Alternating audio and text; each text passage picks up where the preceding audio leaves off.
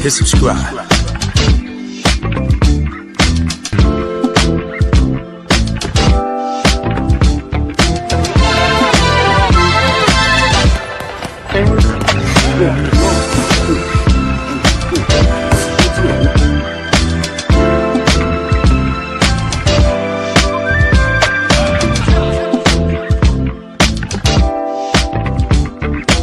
Subscribe to my guy, Uncle D. Tell him Big Bass sent you. Colin, I'm an attorney here in Houston, Texas, an advocate for black men, largely because I am a black man. I'm a black father, I have black sons. Hey man, I do what I do.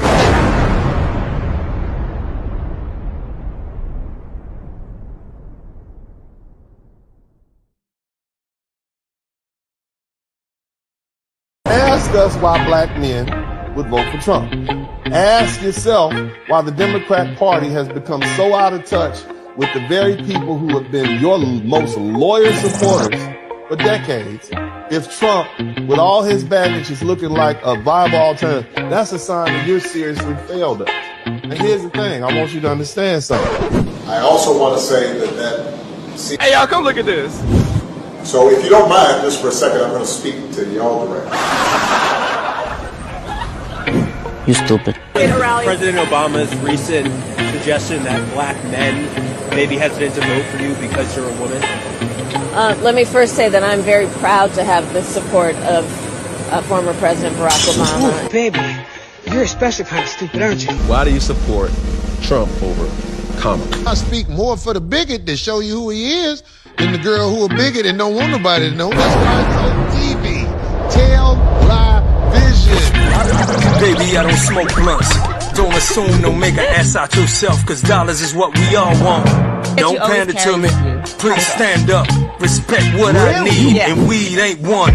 Keep us high and string us up. Hangman. Money raining on immigrants doing the running man. Vote like black women. She twerking ass. All gender bathrooms, perverted ass. Black men, we built this. Check the books. Yeah, believe it or not, your looks. Intellectual far from uneducated. FBA, what you say, I'm regulated. When black men make it, get agitated. White ice is colder, niggas elevated. Revolution is evolution, emancipated. Hate the woman who made you hella hated. Why you uplift everybody who ain't related? Politics, you find out who really playing. Vote black, but get nothing. Sit on the couch and still nothing. Vote the same each time that we getting hustled. A nigga change his mind, nigga screaming you. It bees that. So tell your mama and tell Kamala to tell Michelle Obama. President Barack Obama. I think the congregation of black men does not need your advice or your guidance on who to vote for. Number one, Kamala did not grow up like that. She grew up in upper middle class. Really, that don't matter. I'm voting on policies, and her policies suck. So Obama, keep your mouth shut. Think about it. Think about it. I spree now off the plantation. Independent, no commitment to the clan. There's an old saying in Tennessee, I know it's in Texas. Shame on me. Never fool me again, my votes ain't free. Fool me, we can't get fooled again. It's for my family, yeah, abortions. Black men I salute, yeah, they can't afford us. Why you think they play us all like we ain't important? Our women taking flights, you know they can't ignore us. Divide and conquer, me and my mama, Trump or Kamala. Where them black dollars? You vote white, what Kamala did it. Her husband white, her step kiddies. She wins would be to let her husband Doug anywhere near the nannies. Just keep him away. That's a nasty one. Her white granny, her black nanny. Michael Jackson will be proud of his sister Janet. The rumor that Janet Jackson is mad at you because you prosecuted her brother, the late great Michael Jackson. That's on the internet. Clear that up for people. That's just not true. I know.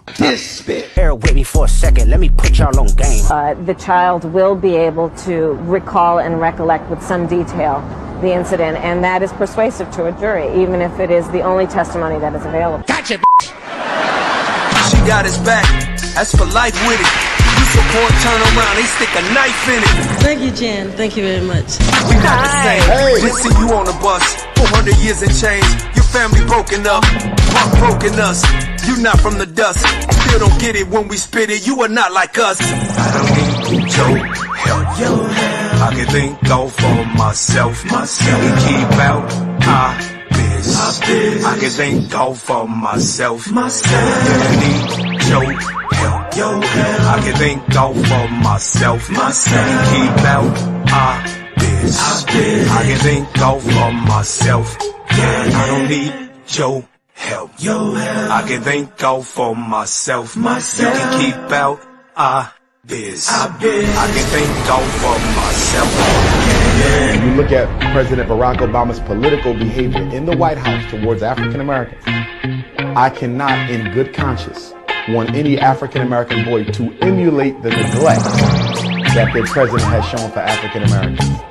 So let me get this straight. If I vote for a party that can't define what a woman is, I'm no longer ridiculous or crazy. If I vote for a party that wants boys in my daughter's sports and restrooms, I'm no longer ridiculous or crazy. If I vote for a party that thinks they can pander to me using kente cloths and hot sauce, I'm no longer crazy. If I vote for a party that has done nothing but destroy my community for the last 60 years and open the borders in order to replace my vote and destroy my community further, I'm no longer crazy. Man, if you don't get your ass up out of here, yo, like the White House color ass.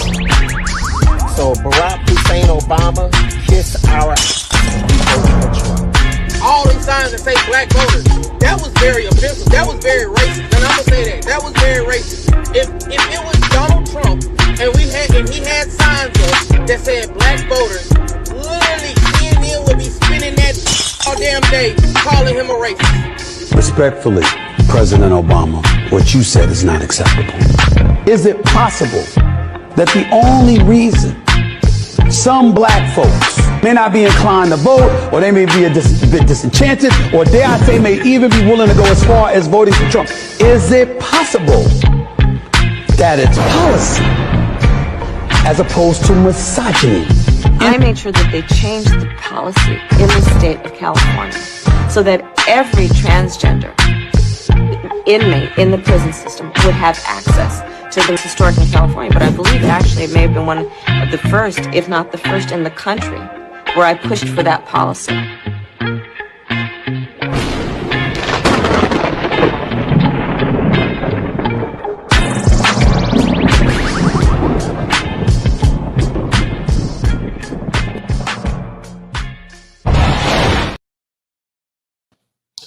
What's up, everybody? Welcome to the broadcast. Big shout out to Urban Eagle. My brother, thank you for being the first person to contribute to the super chat. I'd like to give a shout out to all my people, man. Where are my members at? All my members make some noise so I can acknowledge you. You're the MVP. Shout out to Pooh Man 313, also the Ranch Mob. I want to thank my man, Mr. 43TX, also the Ranch Mob. Janetta, welcome back. Mark the Freelancer, welcome back. Greg Lisman Jr., big up, man. Simon TKO, shout out to you. Also, let me see who else we got in here. Very Little, welcome. Liliana, welcome. Look, all my memberships. Apprentice Eye, look, here's the thing. My reach is growing significantly. So all my members, what I'd like for you to do is if you have local businesses that you would like to promote, what I'd like you to do at the top of the show, make sure you put the business you want to promote, and I will either shout out the website or the phone number or whatever. And, we'll do that, man, because your membership has privileges, right? That's right. Shout out to Apprentice I. Welcome to the membership. William John, Random, Instadata, and then also Barry Little, Greg Lisman, and William Johnson, yeah, or maybe it's just something as simple as a birthday. But I want to make sure my members receive the privilege that they should get for becoming members. So if you guys have local businesses and, a little good tea prepared by the missus, keep my throat clear. If you guys have businesses that you want to promote at the top of the hour, as soon as I come on, I'm going to make sure I give a big shout out to all these folks. And of course, Big shout out to all of the Wrench Mob. Yeah. I'm on Wrench Mob. Everybody who keeps the chat room over, let them talk. I'm not tripping. Let them talk. Let the people say what they have to say. But anyway, look, fam, I want to just welcome everybody to the chat room. And you saw the broadcast, and many of you are confused. Y'all don't know where's Uncle D coming from? Is he a Republican? Is he a Democrat? Nope. I am an advocate for Black men, and now I have expanded my advocacy to incorporate the issues associated with all Black people. However, when I see something to me that's so blatant that I have to address it, I will. Now, I'm not saying that, or let me go ahead and just dig on into this. So basically, for you all who don't know, young DJ Daniel, his name is Dever J. Daniel. He's an inspiring 13-year-old boy. I think he's from the Dallas area. Am I right about that? He's from Dallas. I can tell he's from Texas. I know that Texas accent, but I think he's from Dallas. And he isn't just known for his tough battle with brain cancer. He's also known for being recognized for his bravery, his big personality, his wonderful sense of humor. And since he was diagnosed in 2018, DJ had over 13 surgeries, each one of affecting him in different ways. But in his own words, he said they changed his personality 13 times. But, despite everything he's gone through, he remains full of life. He's always cracking jokes. He's bringing energy wherever he goes. And as you can see, DJ, who is a young foundational Black American boy, he's touched the hearts of all Americans across this country. And his biggest dream has always been to become a police officer. His dad, the oldest Daniel, has been his strongest supporter. And he's been encouraging DJ to chase his ambitions. And I'm really proud of Dad, and I'm proud of DJ because of his passion for law enforcement. DJ has been sworn in as an honorary officer in many departments all over the United States, including the Texas State Troopers. And, it started with local police forces who recognized his courage. And before long, he was honored by law enforcement agencies from across the country. Now, DJ's journey, excuse me, you guys, DJ's journey,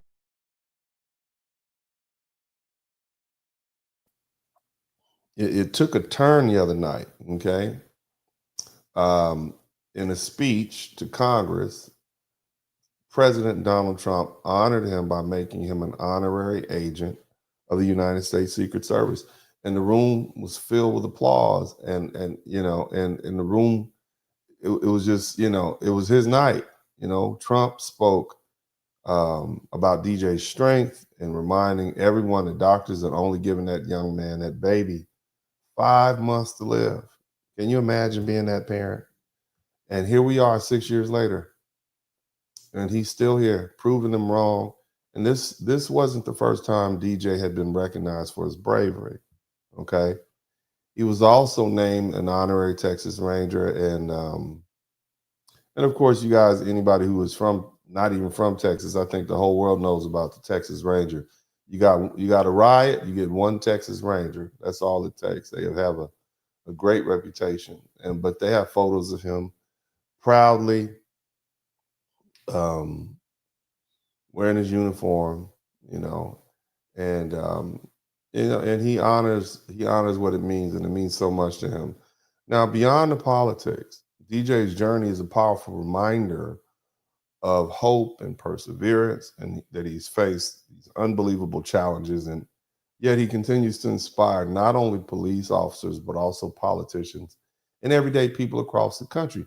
His story is about much more than just battling cancer. It's about how one young man's determination and spirit can bring people together. DJ's parents, especially Dad, they deserve a tremendous amount of credit for standing with their boy, for supporting his dreams. And it's also commendable that Donald Trump, our president, and his administration took the time to recognize DJ's story and giving him his moment in front of the nation that we'll never forget.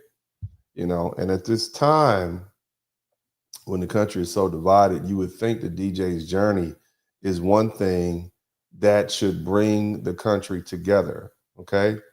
But, you know, because the story reminds us of the courage of Americans, our strength, and their dreams should be celebrated no matter where they come from. And sometimes the smallest among us make the biggest impact. Now, what I need you all to understand is that is the surface. In other words, that's what I'm supposed to say, right? Okay, because I'm still a Blizzard King. I'm still a Blizzard King. I said what I'm supposed to say. Okay, that was probably one of the longest disclaimers I've ever given. I've said what I'm supposed to say, okay? Now, let's lay a little background. I want you guys to, you know, check it out. You know, this is always just a roller coaster over here. You never get what you think you're going to get around here, okay? Now, this is Donald Trump giving a speech. Let's to the most devastating disease, a disease that would wipe out entire nations. And these people sitting right here. Those are the Democrats from the speech. They sat down the whole time. DJ was here and he got honored. And they sat down the whole time, even through his. Will not clap, will not stand, and certainly will not cheer for these astronomical achievements. They won't do it, no matter what. They won't cheer for his achievements. They won't cheer for his accomplishments. And they won't cheer for these people. You understand what I'm saying? Keep looking. Keep on looking now. We suffered the worst inflation in 48 years, but perhaps even in the history of our country. They're not sure. As president, I'm fighting every day to reverse this damage and make America affordable again. Joe Biden especially let the price of eggs get out of control. The egg price is out of control. And to that end, I have created the brand new Department of Government Efficiency. Oh. Somebody type Doge in the chat room. Somebody type Kingdom Come in the chat room. Apparently, some congressmen were privy to some private discussions with, they had a private meeting with Elon Musk, and he basically said, look, this money is going out and it's coming back to these Congress people's wives and girlfriends. Sometimes they got both. You understand what I'm saying? And that's how the kickbacks are coming back. You see? He said on both sides of the aisle. The man said the other day, I could get unalive for this. It's getting real. This Doge is what's got us shaking in the boots. And the reason that they're the ones that's hollering the most right now, the reason they're screaming and hollering is because they want to be able to say, oh, well, Trump is prosecuting me. It's some sort of political prosecution because I was opposed to him early on in his campaign. No, it's because you've been getting kickbacks. Somebody typed kickbacks, and now you've been exposed. Praise Moses. Keep listening. Doge, which is headed by Elon Musk, who is in the gallery tonight. Because we are draining the swamp. It's very simple. And the days of rule by unelected bureaucrats are over. Just listen to some of the appalling waste we have already identified. $22 billion from HHS to provide free housing and cars for illegal aliens. $45 million for diversity, equity, and inclusion scholarships in Burma.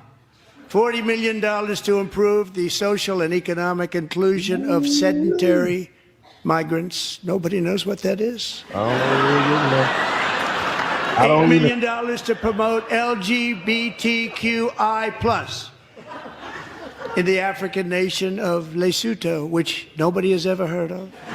$60 million for indigenous peoples and Afro-Colombian empowerment in Central America. $60 million. April 2nd, reciprocal tariffs kick in. And whatever they tariff us, other countries, we will tariff them. That's reciprocal, back and forth. Since taking office, my administration has launched the most sweeping border and immigration crackdown in American history. The media and our friends in the Democrat Party kept saying we needed new legislation. We must have legislation to secure the border. But it turned out that all we really needed was a new president. I've been hitting him in the chest. I'm also working tirelessly to end the savage conflict. Now, just keep in mind, they sat down through all of this. They didn't stand up and this is understandable. These are political talking points that they probably didn't agree with, but they just sat down through all this. Today, I received an important letter from President Zelensky of Ukraine. The letter reads, Ukraine is ready to come to the negotiating table as soon as possible to bring lasting peace closer. Simultaneously, we've had serious discussions with Russia and have received strong signals that they are ready for peace. It's time to end this senseless war. If you want to end wars, you have to talk to both sides. My fellow Americans, get ready for an incredible future because the golden age of America has only just begun. It will be like nothing that has ever been seen before. Thank you, God bless you, and God bless. That's the president I voted for. Now, doing all of this foolishness. Yeah. Now, them sitting down, let me show you some, because people are going to be looking at this in a while and years from now. This is what was going on during the speech. You got Al Green, 77-year-old Al Green, waving his cane and threatening folk with his cane and such. Okay. You see what I mean? Look at him. He got put out. My frat brother got put out. You getting put out, Al? Get on out of there, baby. Come on now. Come on, frat. Grab your coat. Get your hat. No, put your cane down now. Go on now. Go on. You don't want the George Floyd you out there, man. We don't want to see that on national. Get on out of there. Come on now. Come on. What you talking about? So this is what the Democrats were doing when he was making all these pronouncements. Keep in mind, Trump won an overwhelming majority. You lost. You lost. You ate tomato sauce. There's your girl, Jasmine Hot Girl Crockett, sitting in the third row. This is going on, and then they called old Al afterwards, and Al had a little something to say. This is what Al. Well, why'd you do that, Al? What's your problem? You're yelling at the president. What were you saying to him? I was telling him that he does not have a mandate to cut Medicaid. Yes, he has a mandate. And the speaker told you to sit down. You couldn't find a better place to do that, Al. You couldn't send him a note. You couldn't send him a little tweet at him or something like that. You had to just stand up in the middle of the speech and tell the man, okay, out there looking like Ron Isley with a cane. You had to tell him, baby, come home now. Now, you could have done a better job. But anyway. And you refused to sit down, and that's why they kicked you out. That is correct. They kicked you out. And by the way, if there's a punishment, I will accept a punishment. They're going to get you that punishment. Me. This is about the people who are going to suffer if Medicaid is cut and if Social Security is cut. We need to raise the cap on Social Security.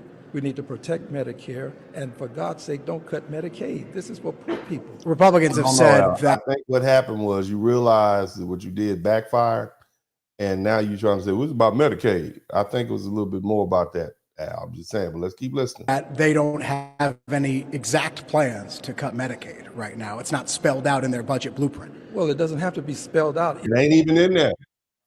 Al, the man says not even in there. Now, what is your response? I think you just made that up, Al. That's what the little white fella said. I think you just made that up to try to save face. They don't have any exact plans to cut Medicaid right now. It's not spelled out in their budget blueprint. Well, it doesn't have to be spelled out if the budget blueprint requires them to make the cuts that they have said they're going to make. They'll have to cut it. They'll have to cut it. So you just assuming, Al. You just assuming. You making an ass out of you and me. That's what you're doing right now, Al. So you grasping to, oh man, I might have made a mistake. That's what it looks like to me, Al. Okay, I'm just saying. But let's keep going. Go ahead. I think you I love you, Fred. And by the way, I don't want it block granted to states. To send it to the states, Texas refused $100 billion in Medicaid money, $100 billion with a B, because Texas didn't want to put in any portion of the cost to help poor people. Leader Jeffries called for decorum. He called for a dignified democratic presence. Do you feel you were following his wishes by standing up and disrupting? I was following the wishes of conscience. Sir, you 77. You that big old age, that great big old age of 77. It's the way in which you have to conduct yourself. Now, for you all, not only is this my ice cold fraternity brother, and I love my brothers, but he is also my neighbor, my office neighbor. If you Google his address and my address, we are literally right next door to each other. And I met him a couple times. He's a decent man. But this cutting up right like this acting a fool, it's not cool. But keep listening. There are times when it is better to stand alone than not stand at all. This president is doing everything that the American public asked him to do in a rapid fashion. That's what he's doing now. Disrupting the healthcare system. He is all but defying court orders. If he is all but defying court orders, that means he is not defying court orders, sir. Come on, brother. You gotta do better than that. Point. We're all going to have to stand up. No, we already stood up and voted. I mean, look, you don't have to like it, but the American public has spoken. Now, I want to share something else with you. Okay. All right, let's go ahead, and this is what else is going on. Y'all let me know if you can hear. Hit the number 1 button. DJ, we're going to do you the biggest honor of them all. I am asking our new Secret Service Director, Sean Curran, to officially make you an agent of the United States Secret Service. Boy. So this is DJ right here. This is on TV. That's him right there to the right. You can see he's had multiple surgeries, so he's missing some hair at the top of his head. Beautiful child. Okay, look at him. That's his dad holding him up. He's 13. You see his growth is stunted because, you know, the hormones and the chemicals that they give you to impede the growth of the brain cancers, you know, will also impede your growth. So he's a little fella, okay? Look at him. Sweet boy, beautiful child. Shout out to Fuzzy Ball. Gave him a little bad. Nothing wrong with any of this. Nothing wrong with any of this. This is beautiful. It's heartwarming. He's being honored. Somebody type honored in the chat room. Okay? He's being honored. Somebody type honored in the chat room. Look at him. And you know, the first thing came out of his mouth when he heard it, he's like, damn. The first thing came out of his mouth when he realized he was being honored was like, damn. So you know, man, who wouldn't love that? Of course, but the Democrats didn't even stand up for that. And I thought that was shameful. Okay, that's just straight up shameful. Nevertheless, little man went on a little tour and he got a chance to visit the White House and all these other things. And this is him. Let me see if I got him talking. Let me politically, let me get him talking right here, okay? Because when you hear him talk, man, this little fella right here is just as articulate as he can be. Listen to him. Craziest part, because my mom bathes me and my brothers all together, and out of nowhere I locked up, and then my dad was calling my name, and Now I just want you to know this boy is 13. He got a whole mustache. Okay. He might be 13, but he looked like he going on about 45. Okay, listen how he talk. Listen how he talk. Started going to the slow thing, and he said, "Stop playing with me." And I then I started to act. I ain't gonna lie, I started to act slow. And then as soon as he said that, we was speeding all the way, running lights, going to the hospital. And then next thing you know, I was seizing on the table. They said, "No, we gonna have to go in his brain tonight." Ever since then, I had 13 brain surgeries, and that's how many times my personality has changed. And that's something that you don't hear from a terminally ill child. No. They had 5 You don't sound like a child. You sound like a grown-up. But go ahead. Keep on going. months to live. I'm going to keep on going until my gas tanks run out. And that's when God... I'm going to keep on going. Don't even sound like you about 48, 49. I'm going to keep on going till my gas tank run out. Keep on going. God calls you home. You never know when God's going to call you home. I wouldn't be here if... You do know that. You too young to know all these sayings. Who have you been talking to, sir? Never know when God's going to call you tank on home. You never know. It wasn't for my dad. I know he's pretty proud of me, and I'm pretty proud of him too. And I'd like to thank President Trump. catch that. For my I'm pretty dad. proud of my dad. I know he's pretty proud of me, and I'm pretty proud of him too. And I like to thank President Trump, because if it wasn't for him, I wouldn't be here today. Oh man, sweet boy. I mean, you gotta love that. I mean, that's an inspirational story. And you know, here's him talking again. I want you to check him out. I'm gonna be honest with you. God didn't put you on this earth to like people. He just put you here to live. Listen. Well, I'm just gonna be honest with you. God didn't put you on this earth to like people. He just put you here to live your life. Yeah, you think your friends are gonna be jealous? Pretty much, and I'm pretty sure my girlfriend gonna be jealous. Your girlfriend. She ain't gonna be. I say you can't. I'm gonna be like you. I'm gonna be like you gonna have to hit the road jacks. I mean, don't he sound like he just aged about 40 years inside of 13? And so, you know, and again, like I said earlier, you know, being honored is one thing, okay? But at some point, you got to start saying, hold on a minute, starting to be a little bit exploitative. You understand? You got to bounce. What would your one piece of advice for the Secret Service be? Please stop being mean to President Trump, because if I see you being mean to him, I'm coming after you. I love that. I think you need to become the director of the Secret Service. DJ, it is such an honor to have met you. Hold up, I got one more thing to say. He has one more thing to say. I won't interrupt you. If you're a Democrat and you're being mean to President Trump, I'm on your bumper. Okay. You are about to... So I saw that. Okay, let me run that back to you again. He had one more little thing to say. Let's listen to the little fella. Secret Service. DJ, it is such an honor to have met you. Hold up, I got one more thing to say. He has one more thing to say. I won't interrupt you. If you're a Democrat and you're being mean to President Trump, I'm on your bumper. I'm on your bumper. You are about to go so viral, and you went viral last. Mm-hmm. So, you know, again, I believe at the point where he was honored with everybody else, that was a beautiful thing. And I mean, it's just wonderful to see this baby out there having his day in the light, you know, and I just generally think it's a wonderful thing. Now, the fact that the Democrats didn't stand up, for this child, this little black child, has not gone over well with the American public. And many people have made a lot of comments, and this is calculated, okay? Trump started off telling you they're not gonna stand up. So what I'm gonna do is I'm gonna make them look disgusting. That wasn't something that they knew it. And so let's get the most dire people in the most destitute and distraught situations you can be in, people who've lost their child, children who've lost who may or may not survive in adulthood. And let's just go ahead and show the world how disgusting the Democrats are. Okay. And that's what happened. And that's the response we're getting. So this is all calculated. We're looking at politics. You too cocky. Now this is I think he's not from Dallas. I think he's from Pearland, which is right outside of Houston. But I want you to look at how he's kind of being low-key bullied as a little fella. Okay, listen to him. Okay. Look at that.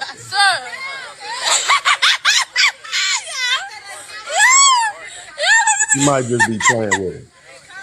You know. You probably just playing with him. You said arrest us, just teasing him, harassing him. You know what I'm saying? So you just saw that. His own people with the same skin color are making fun of him, laughing at him, recording him, really just trying to embarrass him and make fun of him. Well, that's what people do. That might be his little baby girlfriend. You know, he said he had a girlfriend. That might be her harassing him with his little uniform. That's what people do. Now let's fast forward into time and let's see this. I'm going to do you the biggest honor of them all. I am asking our new Secret Service Director, Sean Curran, to officially make you an agent of the United States Secret Service. Damn. He said, damn. Did you hear the little man say, damn, damn? All right, let's do it.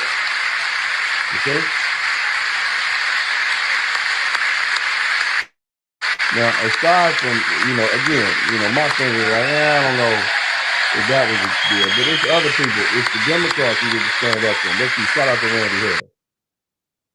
There is zero reason why you sit down and you don't show respect to the young black boy that had cancer. Not only that, I see videos of young black girls making fun of the boy because he wants to wear a police outfit. Look, we're not gonna make this a black man black. Let's not let the gender work. Them little girls was just teasing him. Obviously, he was out there with his family and friends.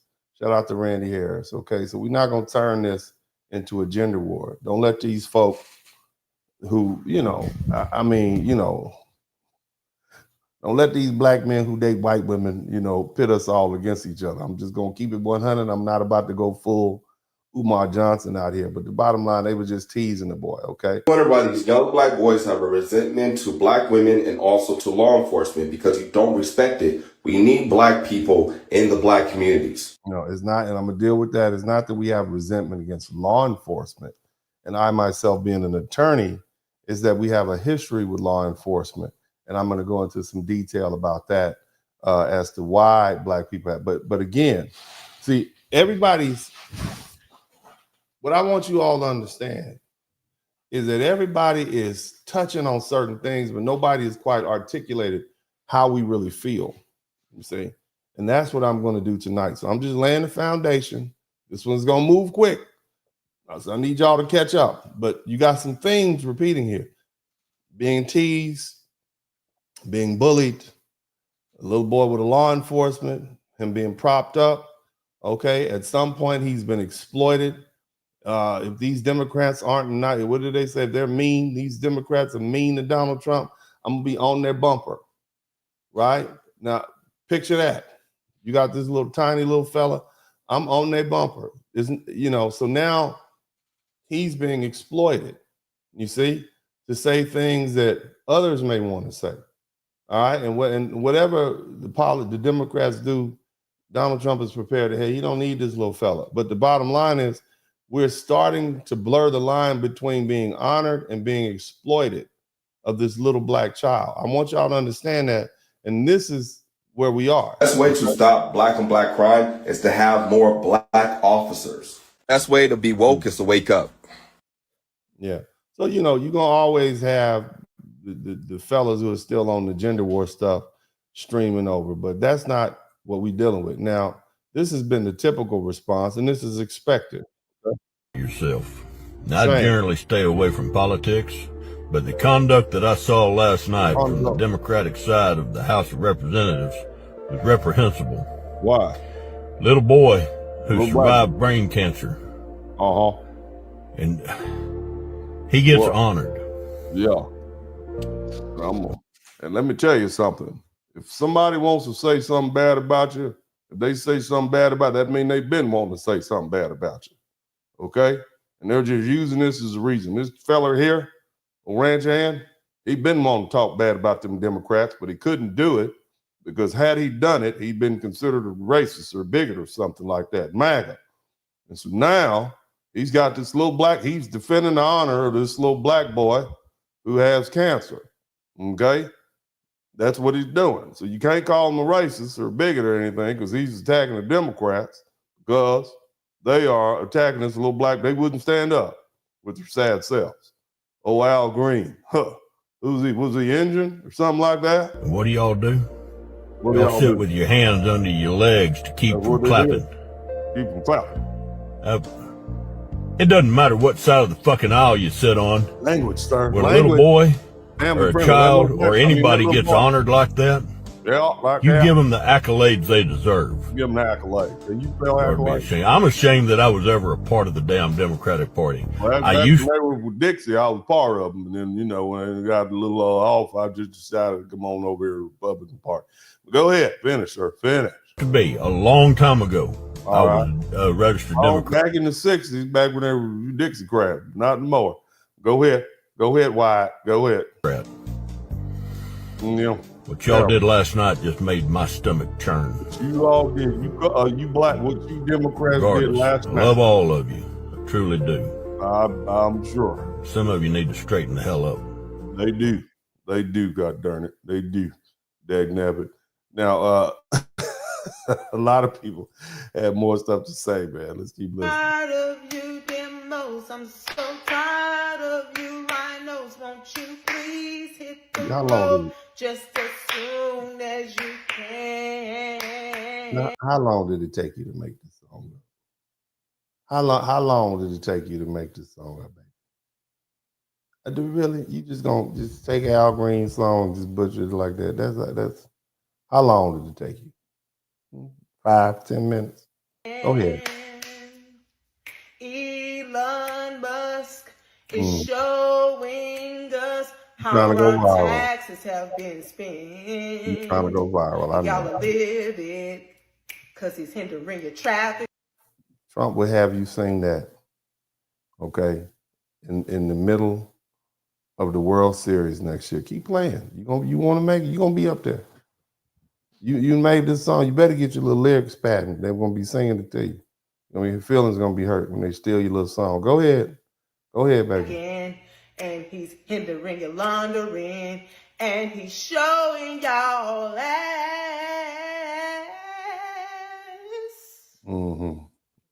We know what you meant. We know what she meant. Okay. All right. Let's hear what this brother say. Go ahead, brother. Everyone, I'm Damian Jordan. Where was his decorum? Where was his decency? Al Green, Democrat, congressman out of Texas, make no mistake, was escorted out. Make no mistake. We need to get that beard. We need to get the little mustache trimmed up, Playboy. We need to get that mustache. We need you to look a little bit more like a regular black person. Okay. All right. I'm not saying you got to cut it all off, but you're gonna be representing regular black folk. You got to do a little better. Shout out to Fuzzy Balls. I'm gonna read all my super chat later. We getting warmed up, y'all. Escorted out of the chamber during Trump's joint address to Congress. Headline: Line up, Playboy. This is you distracting. Okay, your little mustache is too many different places at the same time. Might be just cut it off for about 8-9 years to fully grow in. Okay, to sometime it take a while. That's why I always turn this way, because this is my good side. This side over here is a little scraggly, but this is my good side. Okay, see, that's why I'm gonna be turned this way like that. Y'all want to know why I'm always looking this way late? Yeah, it's not so I tilt the rolls up. No, okay, you gotta do better, baby. But I'm trying to listen to this young man, but it's hard because his mustache is flapping when it's just bad. Courtesy of NBC News, Democratic Representative Al Green removed after disrupting President Donald J. Trump's speech.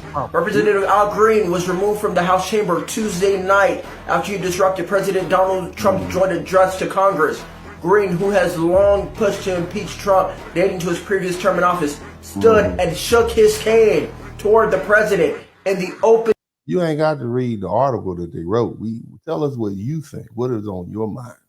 And see, again, this is why it's hard for black folks to embrace what we call the Republican Party, which really is just conservative values, because we got these sort of black folk representatives. We're like, man, we ain't trying to be like that dude. Dude, like a little corny. Shout out to Brian Courtney. You see what I'm saying? You like, but I mean, let's let him finish talking. Okay, but what happened to your sleeves? That's another thing. Where are your sleeves? Opening minutes of his speech. Opening minutes. Where's the decorum? Where's the decency? Where's the respectability? It was shameful. It was a shameful display. You can't just go on Fox News and then say the same thing they say. You got to talk to black people like black people talk to each other, sir. Okay, I'm just saying, sir. I mean, you know them little 1960 singers. It looked like he ready to grab, woo, like he got a pompadour or something like that. Anyway, let's go ahead and go. It was disgraceful. I'm sorry. It was a shameful display. You're an elected representative. You have to have decorum, and he should know this. He should know this. Man is auditioning for the only congressman or congresswoman removed from the chamber. He could not contain his anger. I know. There are venues. I know, from brother. Congress last night. He should just be removed from the from the meeting like he was. He should be done what they did to the Republican. They should remove him from Congress. Because there is something really wrong with not just with purposely doing what he did. He preaches on Sunday. Clearly, he's a junior pastor, okay, at the local A&E church. I can tell by his tonage and the way he is rocking his head and going back and forth and speaking a bit nasally with somewhat of a lisp. You understand me? Praise God. Hallelujah. Which is trying to stop the proceedings of Trump giving a State of the Union. You don't have to like the president. You don't have to like him. You don't have to agree with him winning or any of his policies. With the but Lord. to dishonor and disrespect the president of the United States, to continue to stand up and scream at the president to the point where you had to be escorted out, is a dishonor to the American people, the people that you're called to serve. And he shouldn't just be removed from Congress, the ghetto black dude. He's ghetto. He should be removed from Congress. He shouldn't be just removed from there. He should be removed from Congress. Hallelujah. Hallelujah. Amen. Amen. Amen. Yeah, I represent him. So I see where you're coming from. Now, of course, you know, the brothers, just be frank with you all, you are brothers out there who are trying to convince black people that they should, you know, consider alternative voting. You're not doing the best job you could. I'm not saying you're not there, but I haven't heard everybody just voice outrage. Of course, this is a little sweetheart right here. I love hearing her talk. I'm going to say something about Rachel Morrow. I think that's her last name. I was going to say something about her push broom head ass. But instead, shout out to Quantum Salt. I'm going to go at Just Hilarious. Because if y'all don't know what I'm talking about, check it out right here. Yeah, I think he was black. His dad was black. His dad was on the, I don't know if that was his dad, but.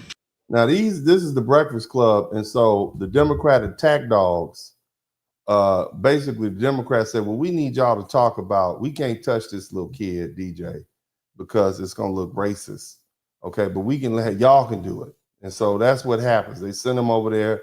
They get a guest on. Well, we're going to talk about the little boy. They got to say something negative because they got to start smearing up his shine. So this is an attack on this boy. And again, remember, earlier when he said the little statement that I'm going to be on your bumper, that's going to invite a response. You guys remember that? Let's listen to it again. What would your one piece of advice for the Secret Service be? Okay, after you finish with the Secret Service. Stop being mean to President Trump, because if I see you being mean to him, I'm coming after you. I love that. I think you need to become the director of the Secret Service. DJ, it is such an honor to have met you. Hold up, I got one more thing to say. He got one more thing to say. Now, I need you guys to understand that at this point, this little boy's little words are being used as a sword to attack the Democrats. And that's not a target that they can hit back. A black child with cancer that's maldeformed. You understand what I'm saying? Or short or whatever you want to call it. And sweet. And we like this little fella, right? So let's but this need to be responded to. One more thing to say. I won't interrupt you. If you're a Democrat and you're being mean to President Trump, I'm on your bumper. I'm on your bumper. You are about to go so viral, and you went viral last. And that sort of attack, according to the Democrats, invites a response. Now let's listen to it. I just don't think Lil Will black. His dad wasn't nappy. I mean, it was patchy, but it wasn't nappy. Who is keeping the Breakfast Club on? Who is keeping the show on?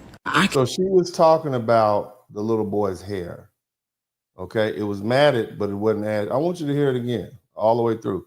This is their response. You know, I was really going to say something about Rachel Morrow. I think that's her last name. I was going to say something about her push broom head ass. But instead, I'm going to go at Just Hilarious. Because if y'all don't know what I'm talking about, check it out right here.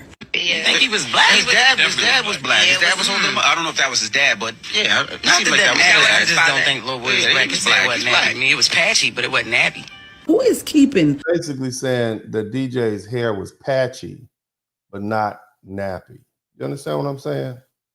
I don't know if that was his dad. It clearly was his dad. You trying to say he don't have a daddy? So this is these people attacking this child. But remember, other people were honored, right? Other people were honored at the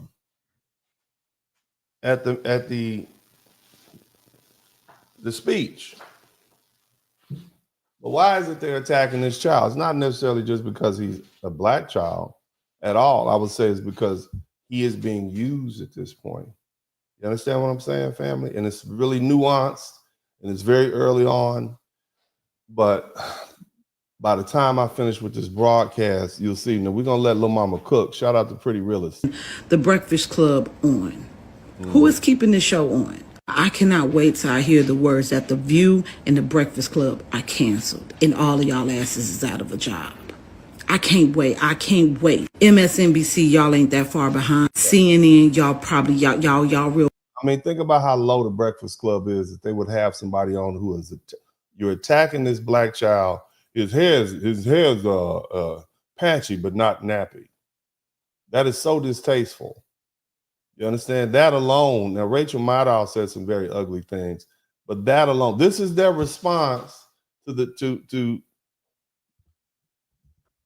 the Republicans providing an opportunity for DJ to be a sword on behalf of them against the Democrats.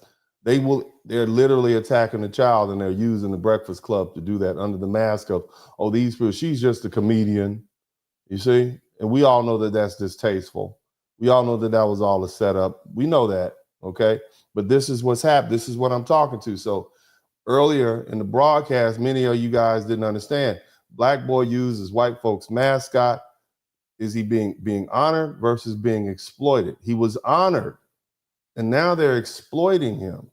You see, we ain't got there yet. We got a ways to go. But let's let our sister cook. Y'all real close too. The fact that Just Hilarious, no edges having ass, thought it was okay for her to say something about that little boy who was 13 years old, has had 13 surgeries. She missing hair in the front of her hair because she's wearing another motherfucker's hair is beyond me. Beyond me. Typical activities from hyenas.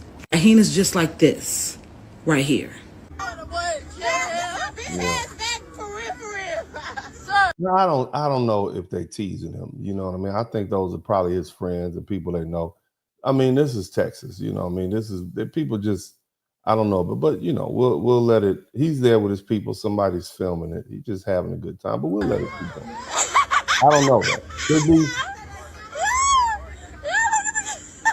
I don't know what community that you all represent. You don't represent the community that has strong, melanated women who stood for standards, who stood for femininity, who stood for compassion, who stood for strength, who valued themselves, who valued their family, who valued children, who valued their country, and who valued their people. Bitches don't stand for anything. This party is about to take all y'all asses right to hell with them. All of y'all. Because that was uncalled for. When your hairlines start back here. Always you females with these Stephen A. Smith hairlines. You and Joy Reid.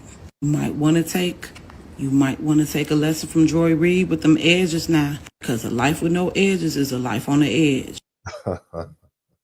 Now, just as a recap, I want you to read the caption of what was said here. Okay, what did Just Hilarious just say to make a Pretty Realist go all the way in on her? Okay, let's look. Who is keeping it? We're gonna read it. I don't know if that was his dad, but Just Hilarious insult child with cancer. His hair was patchy, not nappy. That's what they said about this baby. Okay. Now listen to yeah, I just don't think little boy was black. I mean, it was patchy, but it wasn't nappy. It was patchy, but it wasn't nappy. Now again, why did that happen? Why would they say that? Because this is the response. Director of the Secret Service, DJ, it is such an honor to have met you. Hold up, I got one more thing to say. He has one more thing to say. I won't interrupt you. If you're a Democrat and you're being mean to President Trump, I'm on your bumper. I'm on your bumper. You are about to. All right. So now, and I think, some of you all, we knew, look, at some point, like, hold on a minute. Why do they got this little boy out here, going extra with this? You see what I'm saying? Now, let's talk a little political shit. It's common sense to me, right? We recognize DJ Daniels, and it was touching. But it was also a bigger political strategy. See, Trump and the Republicans used DJ's story along with the tragic deaths of Laken Riley, Jocelyn Nungare, I think it's Nungare. I know you notice Trump never said her name, Nungare, because it's hard to say, and he didn't want to say it on in that open mic, in that open forum, because they would have been clowning him for days for that. He could have at least practiced, blah, blah, blah. You know, they'd have been trying to clown him. But I think it's Nungare, Nungare. But nevertheless, he used that to send a strong message about the failures of President Biden's policies.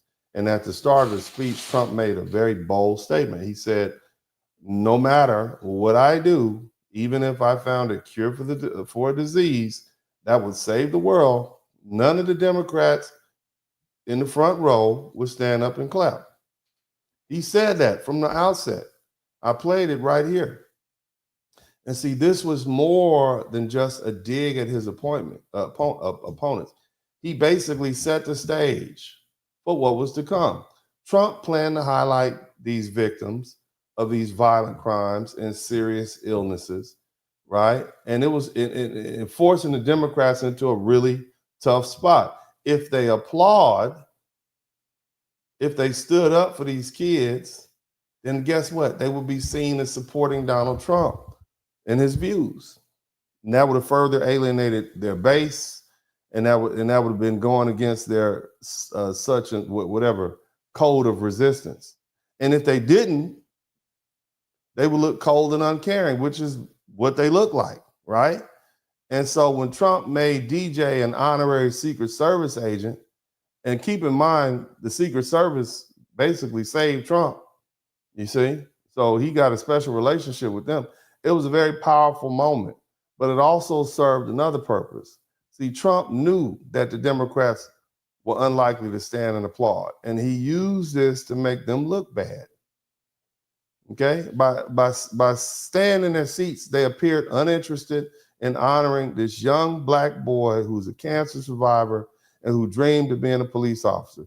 They play right into Trump's narrative that the Democrats don't respect law enforcement, and they have no compassion, okay, and that they're anti-American, right? That's what it did.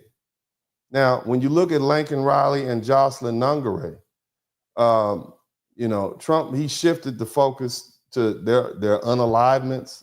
And for you guys who don't know, Lincoln Riley was a 22-year-old nursing student, and Jocelyn Nungare was a 12-year-old baby right here in Houston, 12-year-old girl.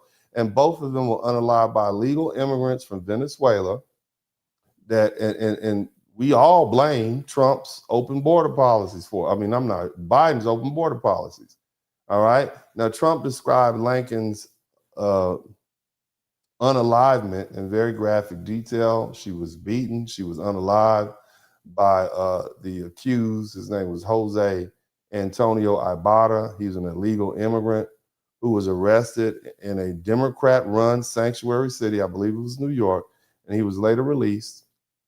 And he's made his way down to, I believe, Georgia, and he unalived that poor young lady.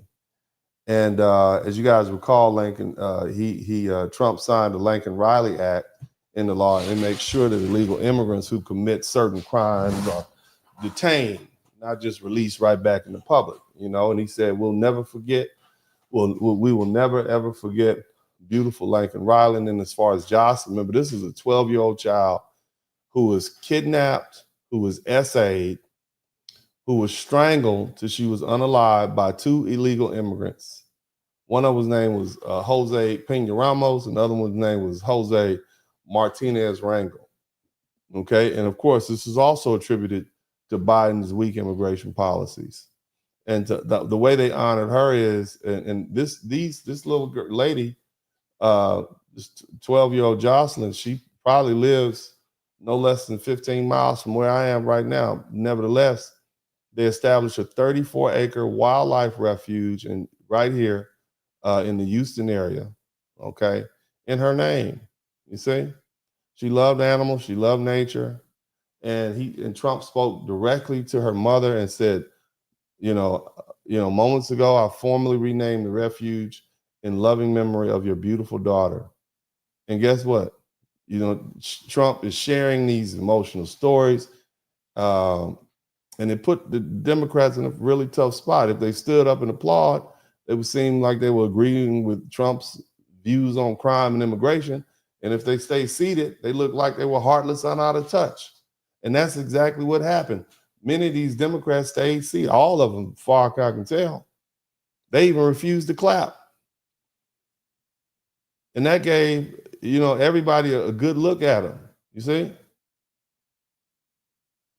People are saying stuff like, Trump honored this young man and these victims, and the Dems couldn't even clap, right?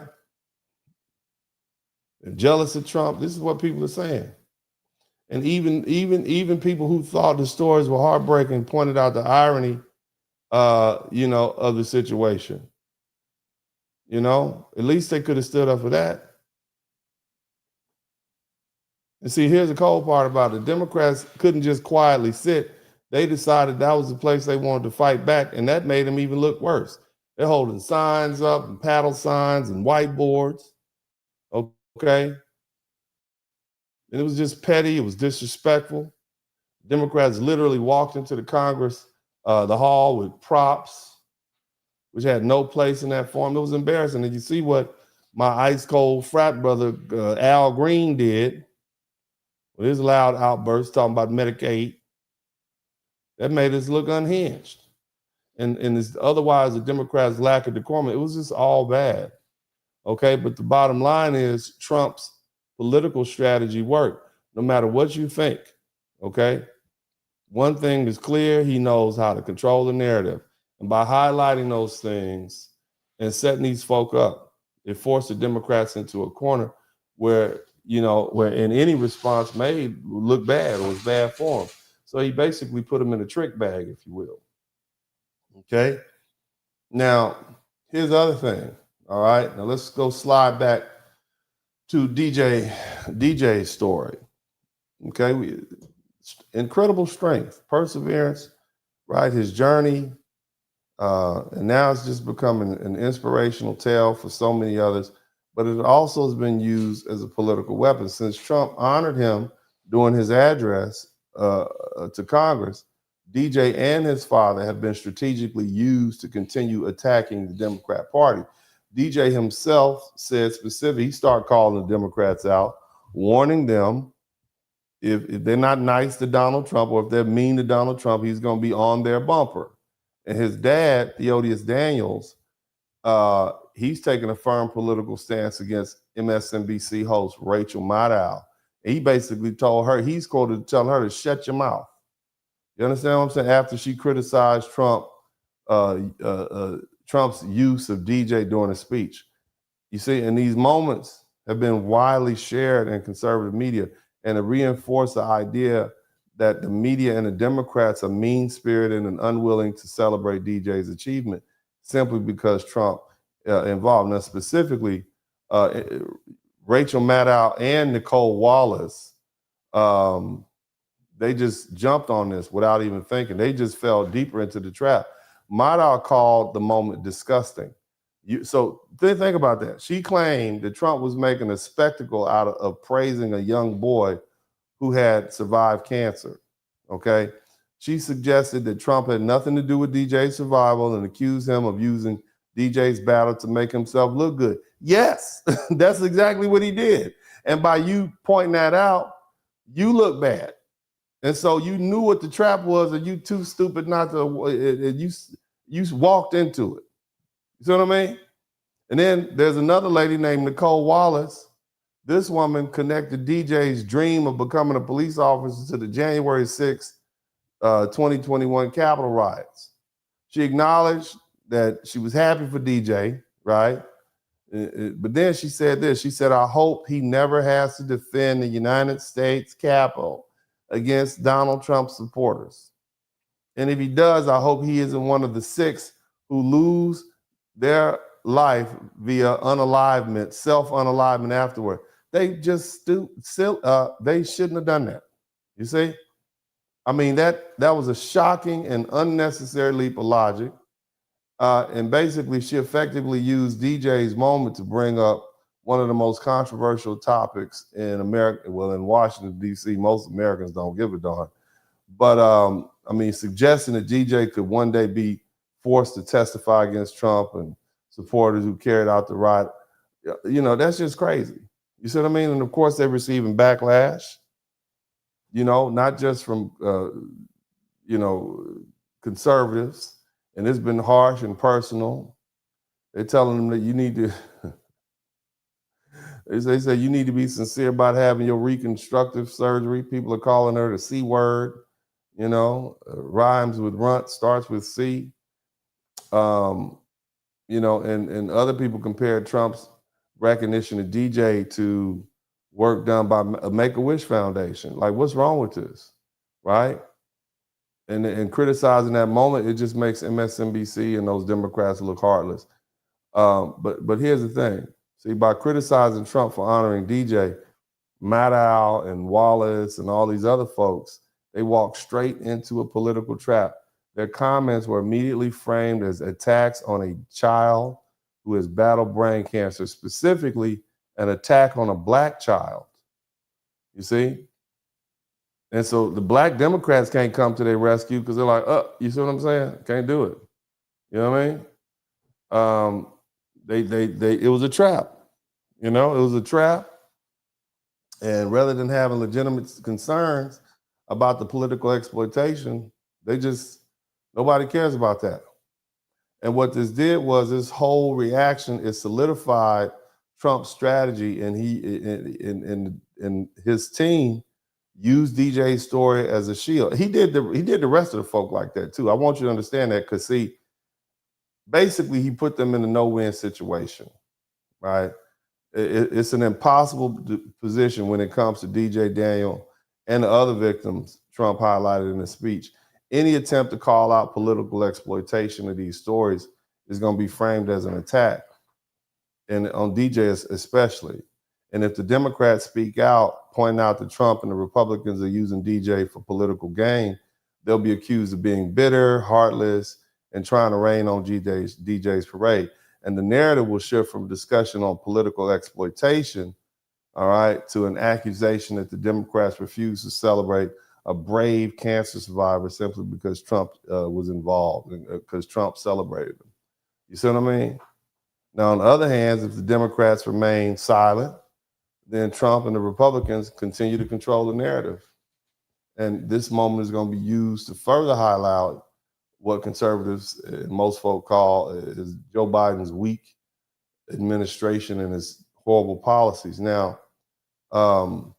here's the thing. What I want to talk to you all about this. While everybody wants DJ to have his moment, okay, we can't ignore the clear exploitation taking place. I'm just talking to my foundational Black American folks. Listen to me. All right. DJ is a young African-American boy who's battled a devastating disease in the form of brain cancer. And it's already taken so much from him. His supporters want to see him enjoy this moment. Okay. Because we know that this little boy may not have a long life left. We know that, don't we? Right? But that does not change the fact that his story is being used as a tool to attack a political opponent. The same can be said for families of Lincoln Riley and Jocelyn Nungary, who were grieving their daughter's tragic deaths when they were brought into Trump's speech. And these victims and their families are being used not just to share their stories, but to deliver a political message that supports the Republican policies and tear down the Democratic one. That's what's being going on. And this is the harsh reality of modern politics. Even the most heartbreaking personal stories can be turned into political weapons to serve an agenda. That's why they have a saying, you never let a good tragedy go to waste. You never let a good tragedy, that's one of the political hallmarks. You never let a good tragedy go to waste. Now, here's the thing. All right? Beyond the political spectacle of DJ's recognition, there's a deeper, more unsettling dynamic at play. Basically, what I'm saying is they're using DJ as a mascot. And when I say mascot, I mean a black mascot, a symbol that serves a purpose beyond its own individuality.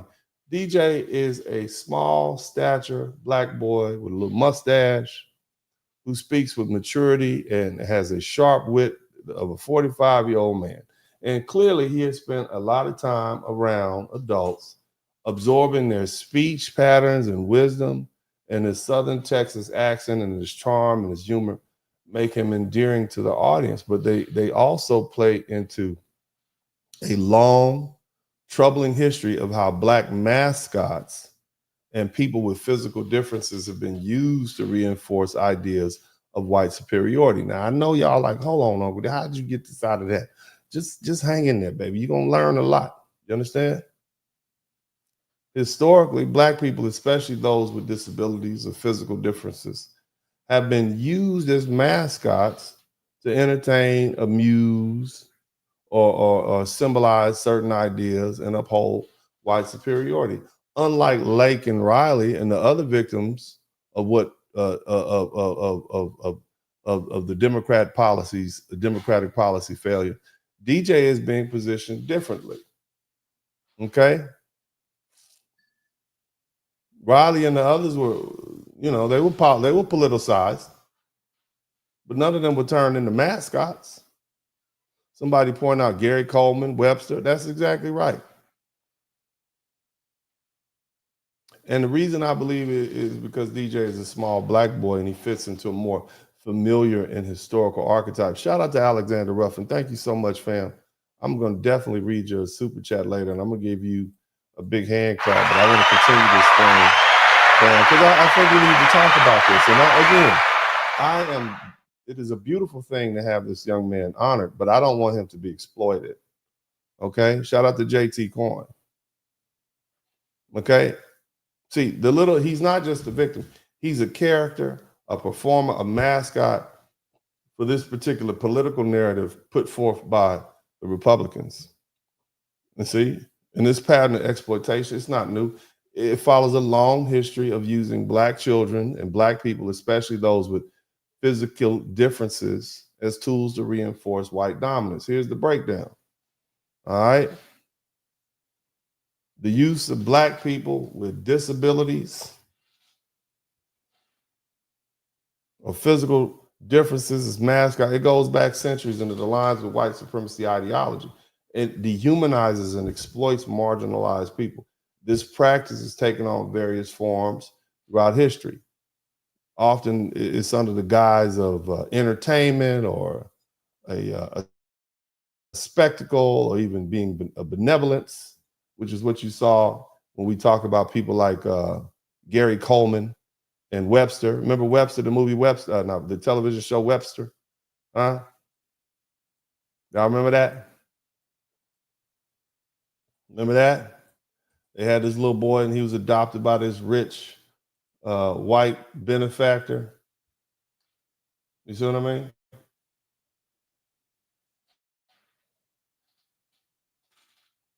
And from the 19th century onward, they have folks with dwarfism and other physical deformities and disabilities. They exhibit them at sideshows and circuses. Shout out to Quantum Solace. Shout out to Bernard Harrell. And these folk were put on display for white audience to gawk at, and it reinforced the idea that they are the other, not fully human, but merely curiosities to be entertained by.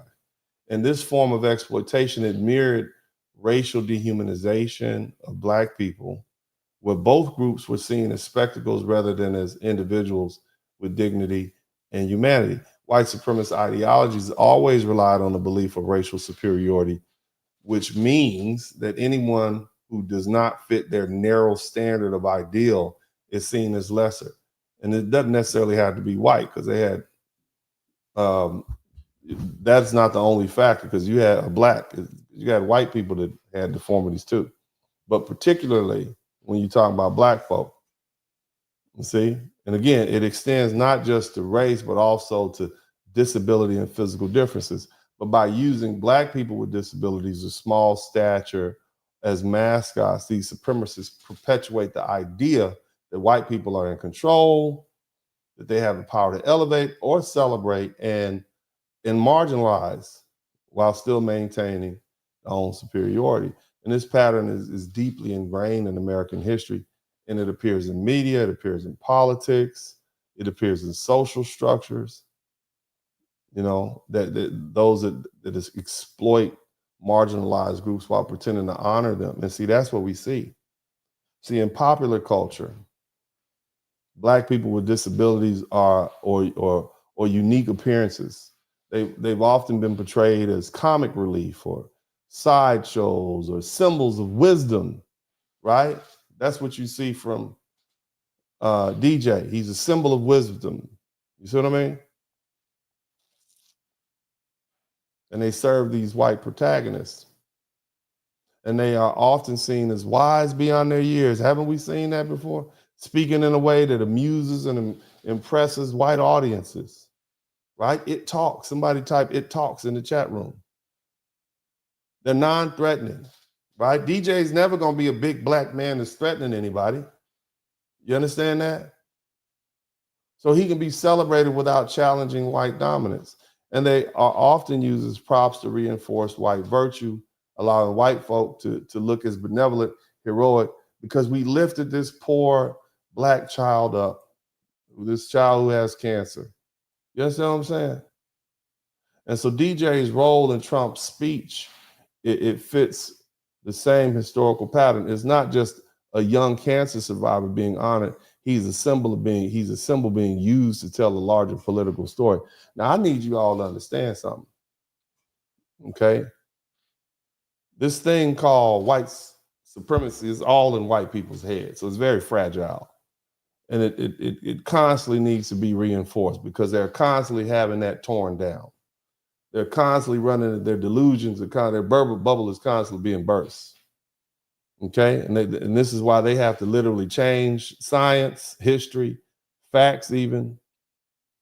This is why you have all these pseudoscientific theories that dehumanize Black folks. For instance, there was a gentleman named John H. Van Irving in the 19th century. He was a physician who promoted ideas of Black inferiority by misinterpreting physiological differences just to justify slavery and white supremacy. Oh, these Black people, they have large heads, which means they're not as smart. Oh, their men have these large penises, which means they're, over-sexualized. You see what I'm saying? Just making up stuff. This is supposed to be a physician. Hell, any of you all these days would have more information about the human anatomy from an 8th grade biology class than most of those folk back then. You understand what I'm saying? But it's necessary to sustain these narratives, these white supremacist narratives that truly are just made up. And see, it's a deliberate effort to distort and erase. Look at how they erase Black history. One of my favorite examples, right? Now we understand that the pyramids, are in Africa, right? But instead of giving Africans credit, they'll tell you the aliens came down to Egypt and built them, right? As opposed to acknowledging the ingenuity of African civilizations, these narratives serve to try to disconnect Egypt from its African roots, or Kemet, as they say. And they undermine the historical contributions of Black people. You understand what I'm saying? This is how far they have to go with it. You understand? And so when we compare that to what's going on right now, we look at this historical exploitation of Black people and those disabilities. You see, this is just feeding those notions. White supremacist groups and folk, they draw on these themes using imaginary imagery, I should say, and language that dehumanizes Black people, and to try to portray them as props. And DJ Daniel, look, he was honored, okay, with the other people, but with the exploitation, he's being used. You understand? He's being used now. It's one thing if they had hit it and moved on, but now that they got him attacking Democrats and stuff like that, and again, I voted for Trump for the past 2 times. I'm just calling it like I see it. But he's now been placed at the center of a political battle And so he's not just a victim, but as a character to reinforce these narratives by the conservatives or the Republicans, right? He's celebrated in a way that makes white conservatives feel good about themselves, much like the past instances of using black mascots to affirm white supremacy. So his role in Trump's speech was not the same as Lincoln Riley or Jocelyn Nungare's. While their stories were used to push policy, DJ's story is turned into entertainment, into a symbol, into a narrative of white benevolence. Okay? I need y'all to understand that. Okay? Part of DJ's appeal to Trump's audience is that he's a black boy who speaks in a way that aligns with conservative ideas. He praises Trump, he attacks the Democrats. This is what they're doing. He uses humor, and his wisdom is beyond his years. Y'all heard him. Listen to the little fella talk. He does not sound like he's 13. He sounds like he's 38. Listen to him. Part because my mom bathes me and my brothers all together, and out of nowhere I locked up, and then my dad was calling my name, and I started going to the slow thing, and he said stop playing with me, and I then I started to act, I ain't gonna lie, I started to act slow, and then as soon as he said that, we was speeding all the way, running lights, going to the hospital, and then next thing you know I was seizing on the table. They said nah, we gonna have to go in his brain tonight. Ever since then, I had 13 brain surgeries, and that's how many times my personality has changed. And that's something that you don't hear from a terminally ill child. They had 5 months to live. I'm gonna keep on going until my gas tanks run out. And that's when God calls you home. You never know when God's gonna call you home. I wouldn't be here if it wasn't for my dad. I know he's pretty proud of me, and I'm pretty proud of him too. And I'd like to thank President Trump, because if it wasn't for him, I wouldn't be here today. You see that? That boy sounds like he 13 going on 50. You see? When you look at his stature, you look at how he looks, you know, he's not threatening, you see? But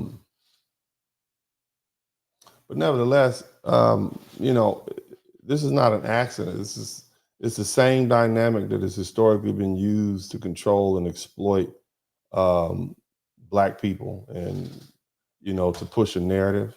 And what happened with DJ is not just about politics, it's about how black people, especially those with disabilities or unique characteristics, have been used as mascots. I have some footage, not really necessarily footage, but some image. I think you all have probably seen this before. This is Gary Coleman. You guys remember Gary Coleman from Different Strokes? This was a show when I was young, came out in the 1970s. He is, I think, how old was he? Like 20 something years old on this photograph here, right? Non-threatening, little black boy. What you talk about, Will? Is harmless, these sort of things, you know, wise beyond his years. It's the same thing. Now, you guys remember what happened to him in his older life when he got older? He was forgotten about. He went from being America's little darling little pet, you know, black, you know, mascot to just being straight up forgotten about. What about Emmanuel Lewis? You guys know who this is? Emmanuel Lewis, he had a show. I mean, they used to literally carry this kid. They used to carry him around, okay? Harmless little black mascot. And then, of course, we have some more of the harsher things. Aunt Jemima, Uncle Ben, right? More mascots type stuff. You understand? You see? Now, again, you know, everyone wants DJ to have his moment. And we need to recognize the pattern at play. You know, the celebration of DJ is not just about him. It's about reinforcing these larger political and racial narratives. It's almost like they're getting 2, 3 for 1. You see? It's not enough to simply praise DJ. And look, praise him, celebrate him. I'm saying, but let's understand, because see, this is not the first time. So do you guys know who I think her name is, they call her Sarah, but I think her real name was Saartjie Baartman. You guys know who that is? You guys know who Saartjie Baartman is? I'm gonna put this in the chat room. I want you guys to, at some point, look this name up. She was also a mascot. It's a famous story. And I'm gonna tell you a little bit about it. Let me see if I can pull a photograph up of this woman who was taken and kidnapped from South Africa. Okay. And she was brought to, was it France? Let me let you guys see what she looked like. And she was kept in a cage. And I'm not saying she was kept in a cage all the time, but when we talk about Black people as mascots, one of the most infamous and disturbing examples is Miss Saartjie Baartman. They say Sarah Baartman, but it's really pronounced S-A-A-R-T-I-J-E. So yeah, we'll just say Sarah Baartman. But she was also known as the Hottentot Venus. And her story is, and they were fascinated by her because of her derriere. And this is some images of her, that I'm highlighting. She was a South African woman. Okay, and you can look the story up for you guys who don't know. But her story is a brutal representation of how Black bodies, especially those that didn't conform to Western norms, were used as spectacles and mascots and symbols to reinforce these white supremacist, colonial, and scientific racism. Okay. And the life was tragic. It was the life of exploitation. You see, a long history of dehumanization, right? People turning them into entertainment objects and objects of curiosity. You see, so Sarah was born in the early 1780s, and she was from a place, I don't want to mispronounce the name, but I believe it's Khoik, Khiosha. She's the Khiosha ethnic group in South Africa. And during this time, South Africa was a site of colonial conquest with the Dutch and the British settlers. They had expanded control, and Miss Baartman's people, the Khioshas, and I hope I'm saying that name right, they were an indigenous group and they suffered under her colonialization. Now, I'm saying she was just put on display, but you also have to realize that she was also trafficked. And so I want to make sure we acknowledge that, because they found, her body, will say, different and amazing, and they wanted to explore it in a very, vile way. You see what I mean? So she was taken from her homeland and transported to Europe. First, she ended up in England, then she ended up in France. And then they put her on display as an exotic curiosity. And she's, she was not exhibited as a person, but as a thing. She was an object. She was something meant to be both amuse and reinforce these racist European ideas about Black bodies and Black inferiority. And Miss Baartman, she was displayed in cages and freak shows. And she was forced to parade nearly naked in front of European audiences, right? And they viewed her as something between an animal and a human. I believe this is a famous photograph of her here. You see? And the main feature that made her this object of fascination and ridicule was her large buttocks. You see?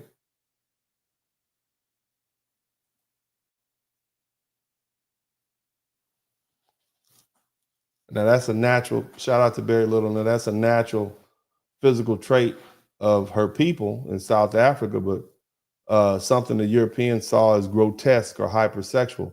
European men and European women would pay money to stare at her body and poke her and prod her and even touch her. She was paraded around as entertainment and often forced to dance and perform like an animal in a circus.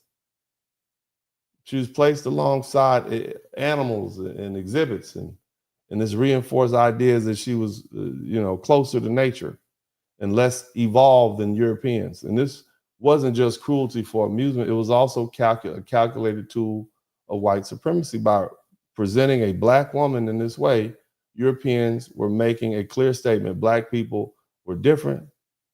They were the other.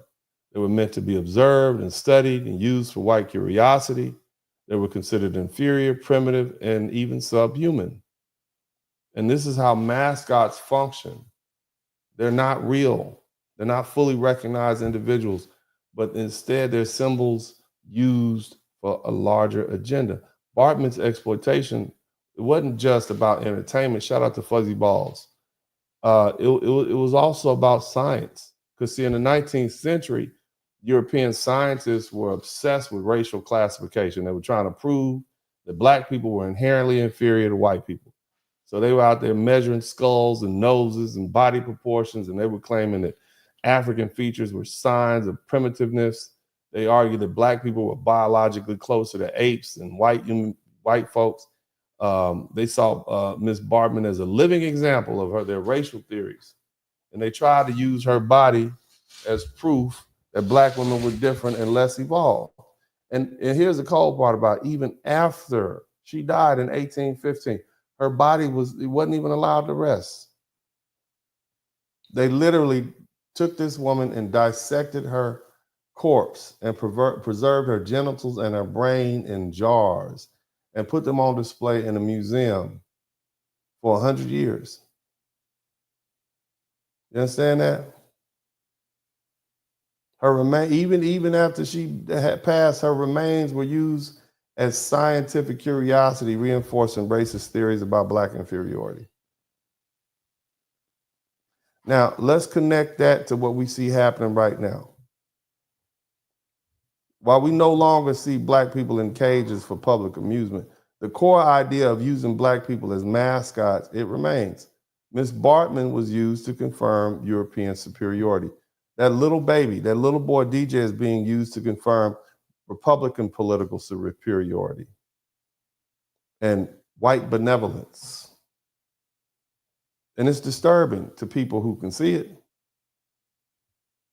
Both of them were put on display for white approval, right? Baartman was forced to perform in front of a European audience who saw her as a spectacle. DJ, a little sick black child in a police uniform, is paraded in front of all this Republican audience to make a political point. Both of them serve as tools for reinforcing an agenda. Baartman was used to justify white supremacy and scientific racism. DJ is used to force black Democrats into a contradiction and reinforcing conservative narratives. Both were stripped of their individual identity. Baartman wasn't seen as a woman with feelings. She was an object of curiosity. DJ, this child, is not being seen as a child fighting cancer. He's seen as a symbol.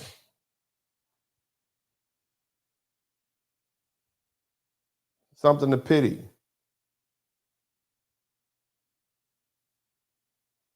You see? He also is being put out there to show, hey, if you are not a Republican, you're less patriotic. If you, especially to black folks, if you're not like him, you're anti-police, you're anti-patriotic.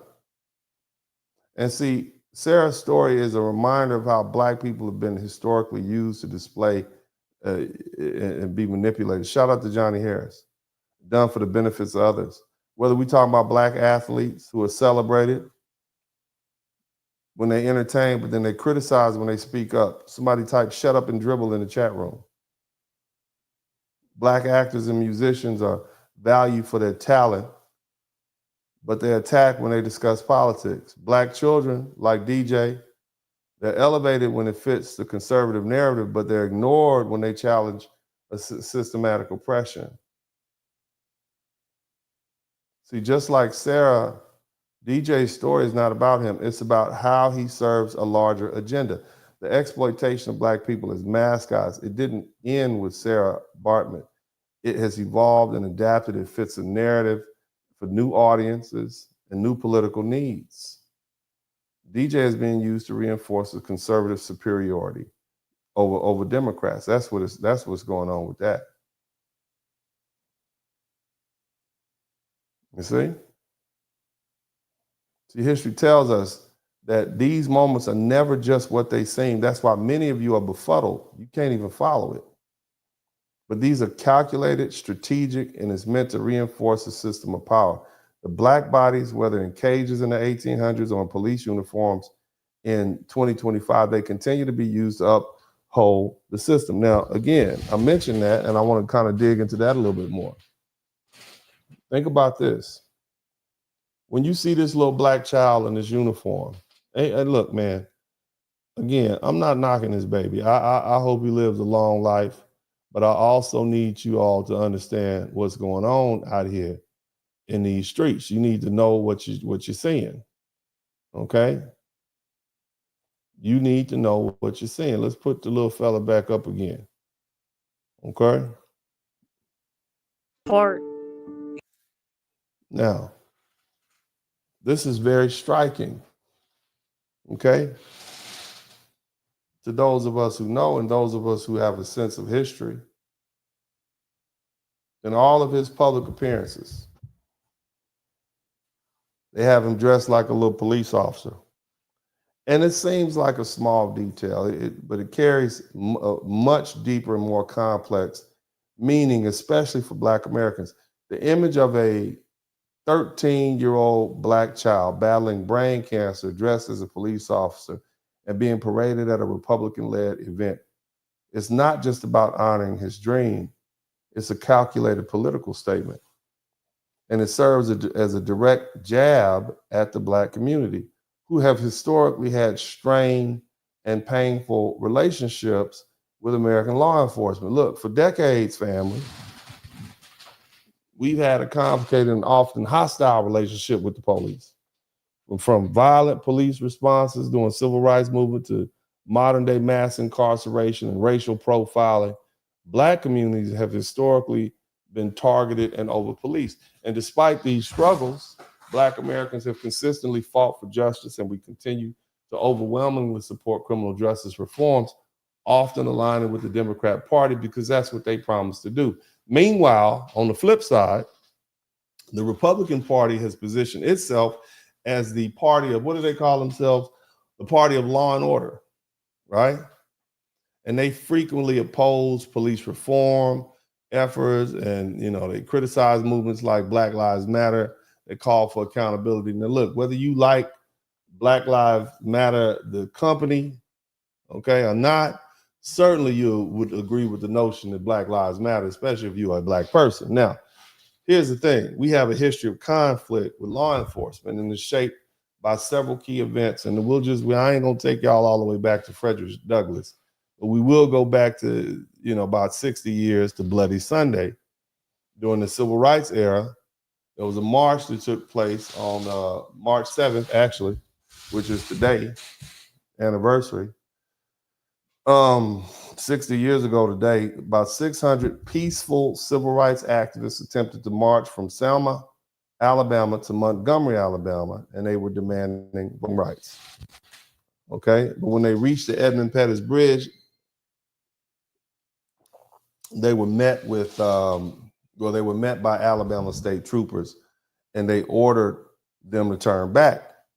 But when the marchers refused to retreat, the police attacked them, and they used nightsticks, they used whips, they used tear gas, and a lot of people were injured very seriously. And it was a very violent interaction. It was broadcast on national television. It was shocking.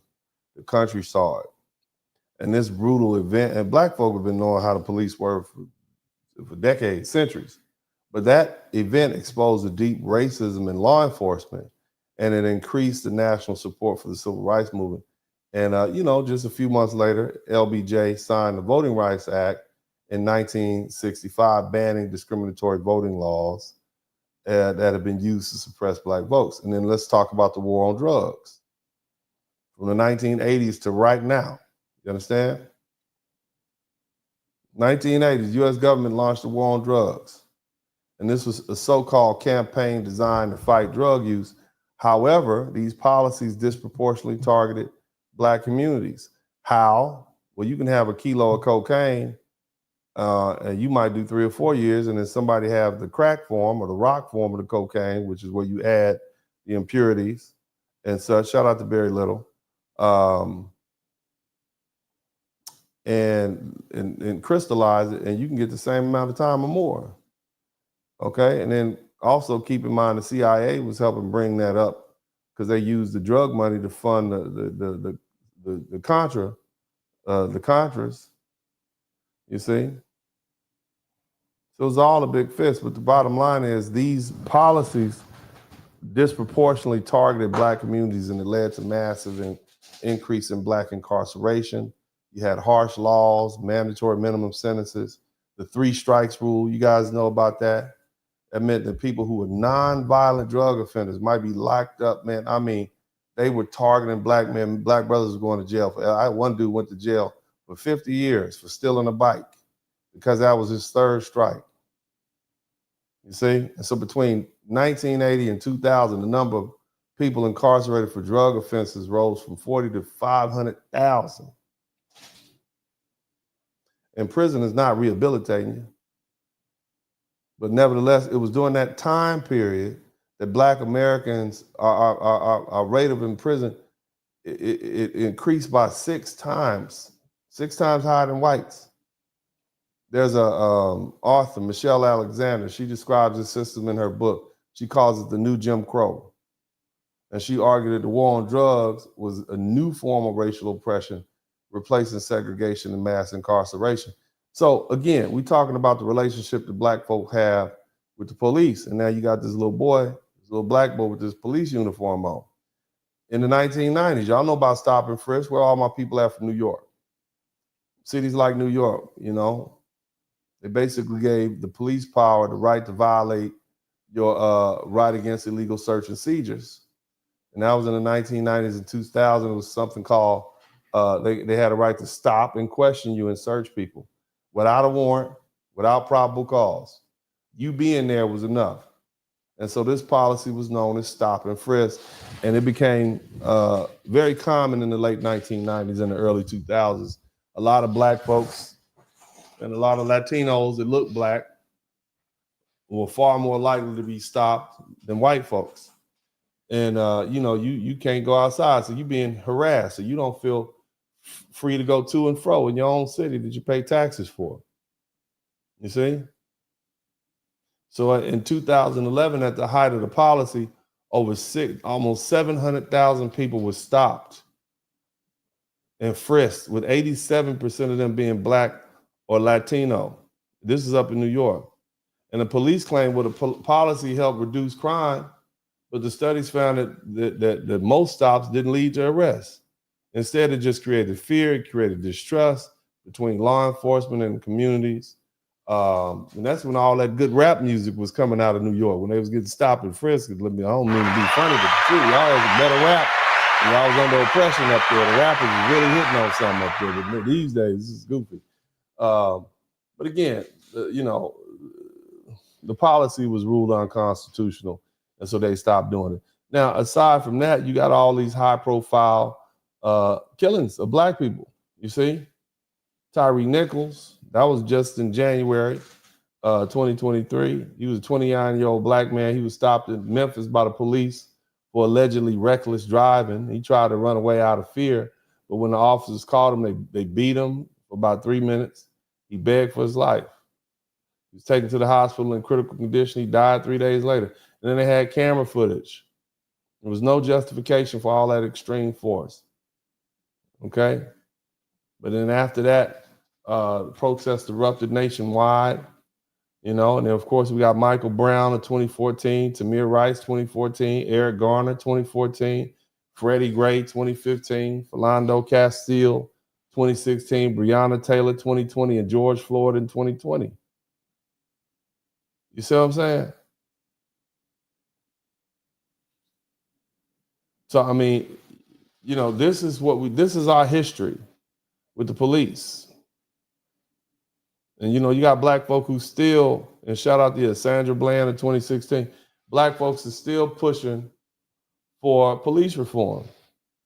So needless to say, the relationship between Black Americans and law enforcement has been shaped by decades of systematic racism and targeting from violent police responses during civil rights movement to the war on drugs to stop and frisk to police profile and police killings, Black folk are disproportionately targeted and criminalized. And so despite this long history of injustice, Black Americans, we continue to fight for the reform and the change. Now, the question is this. So when you see DJ, a Black child dressed up like a police officer, being honored by the Republican Party, the party of law and order, it put Black folk in a political trap. Every Black folks, look, I'm for the police. I believe in the police. I am not for, what is that called? I don't want that no police thing, not around here. But what I'm trying to do is help you understand what you're seeing. When you, as a Black person, see a Black child who's suffering from cancer, who's had 13 operations, who's being honored, that's great. But when you see him in a police uniform, you're like, yeah, that's great, but it definitely makes you say, And so here's the trap, and I'm gonna articulate this for you so you guys can understand. If we celebrate DJ, right, then essentially we're cheering for a symbol of law enforcement that has historically oppressed our communities. If we criticize the moment, then we paint it as heartless for refusing to support a sick kid. Even though we might support the kid, we just kind of like looking sideways at the fact that they got this little boy dressed up in this uniform. And see, this is not an accident, okay? It's a political trick bag. Black Democrats who make up one of the most loyal voting blocs for the party are now forced to confront a moment that is deeply uncomfortable. Okay, imagine being a Black Democrat watching this 13-year-old Black boy with cancer being cheered on in a police uniform. You know that policing in America has been one of the most controversial issues in our community. Yet here is this Black child who looks like your own son, a nephew, a cousin, being used to promote law and order and the message. What are you supposed to do? Okay? If you cheer for DJ Daniel, you're endorsing the very system wholeheartedly, without change, that has disproportionately harmed Black people. If you don't, you're being heartless. You're being a bitter liberal who refuses to celebrate a brave child.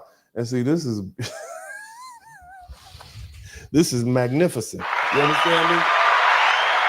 I mean, it puts you in a terrible situation. This is the Republican strategy at work. They're not just honoring DJ Daniel, they're forcing Black viewers into an impossible situation.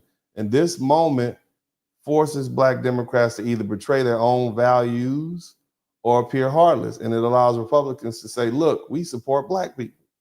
We just support the ones who obey the law and wear a badge. You see what I'm saying? And it allows the quote unquote conservative party to continue pushing their narrative that the Democratic Party and the Black voters are anti-police and pro-criminal. And so by dressing DJ or letting him perform and letting him dress up in his uniform, then the Republicans are sending a clear message.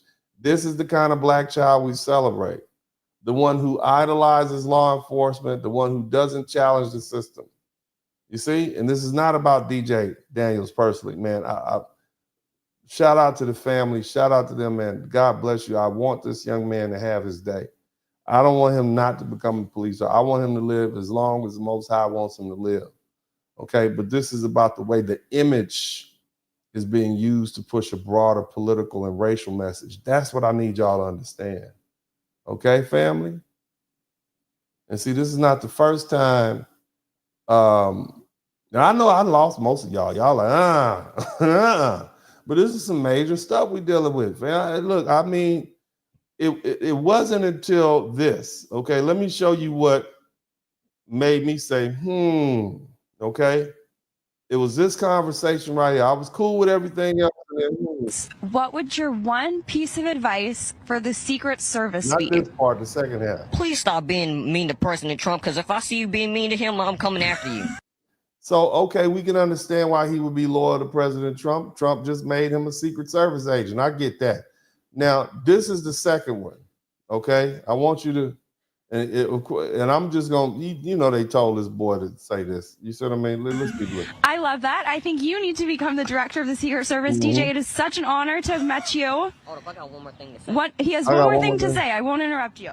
If you're a Democrat and you're being mean to President Trump, I'm on your bumper. I'm on your bumper. You see? Now that's going to be a t-shirt. I can tell you, there's some people out there that's going to make that. He's going to be paraded around. And, you know, and see, again, family, this is not the first time that black children have been used to reinforce a system that oppresses black people. Historically, black figures who fit into the white approved narrative, they've always been elevated, while those who challenge the system have been vilified. You understand what I'm saying? You understand? The effeminate black men who are willing to say anything, and, you know, the Don Lemons of the world, the small, harmless black men who will never you know, grow to be any sort of, at any height or a threat or never challenged, you know.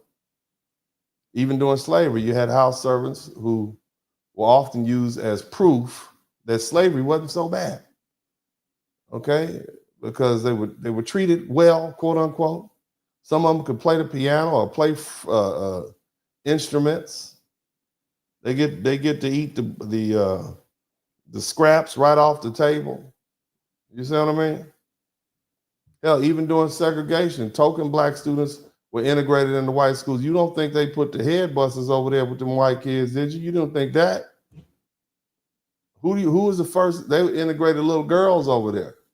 Easier to manage.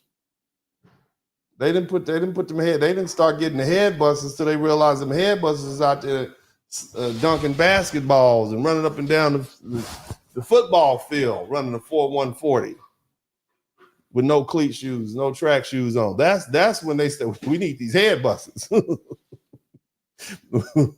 We need these real ones over here. These real ones over here slam dunking basketballs.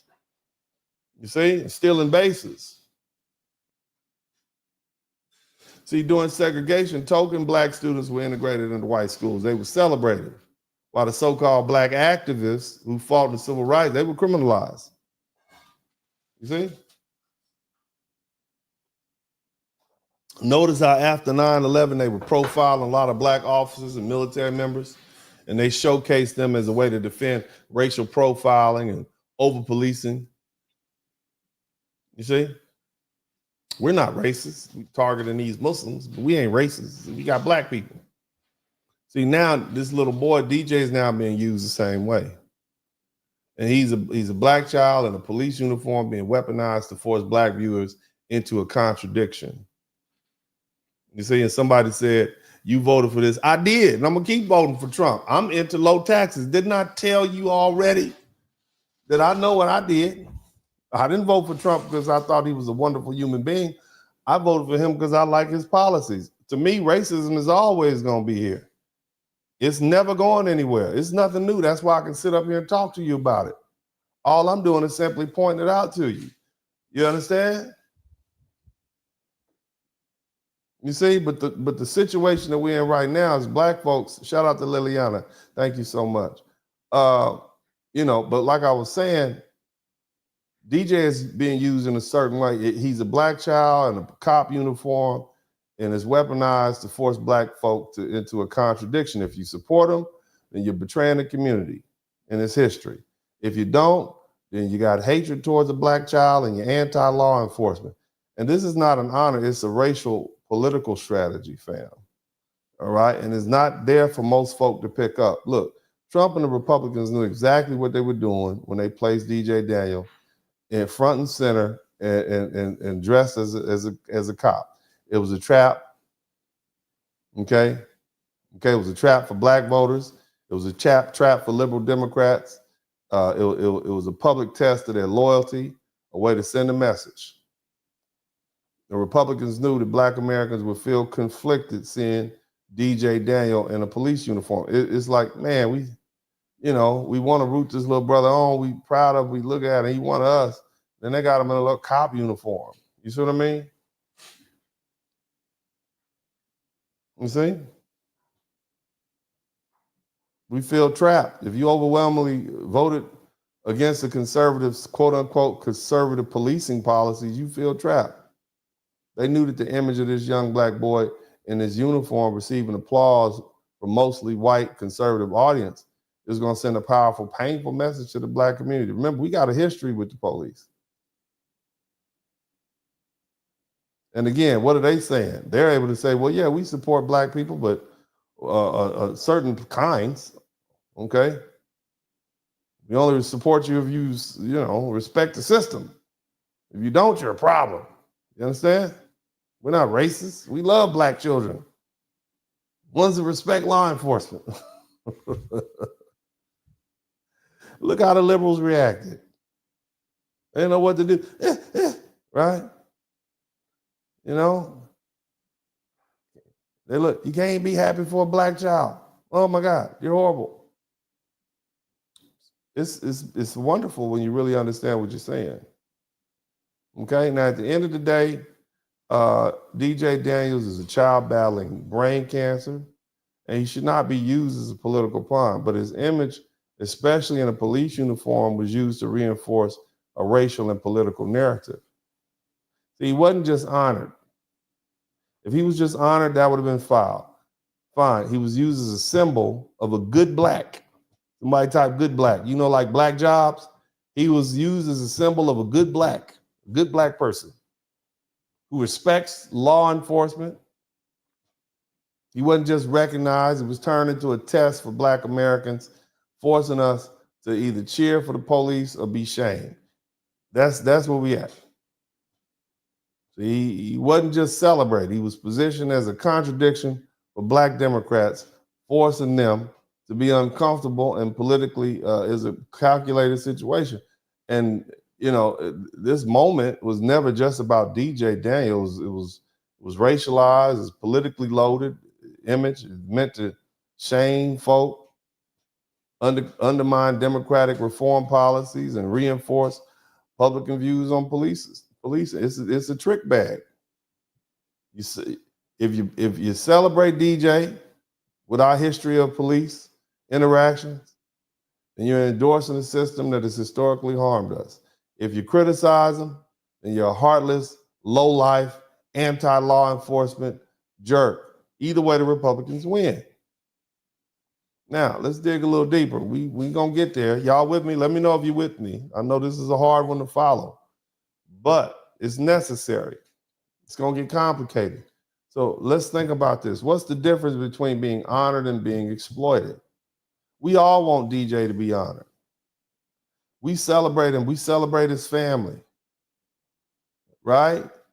We all want that. To know about his strength and his resilience and his incredible journey. We want to see him have his moment in the spotlight, to feel the warmth of recognition and respect. We applaud him and his family. But what we don't want is for this child to be exploited for political purposes. And there's a big difference between being honored and being used. DJ's life has not been easy. He's a 13-year-old child fighting an unimaginable battle, and none of us can truly understand the pain he's endured, the nights he spent in hospitals, the treatments, the surgeries, the uncertainty of tomorrow. His parents, his friends, his loved ones have lived with constant fear of what the future holds. He has a captivating personality. Just the thought of losing that child would be painful. That's going to leave a big hole in people's lives. And that is why what I'm saying right now matters. Because when you exploit a child like DJ, you take away his dignity.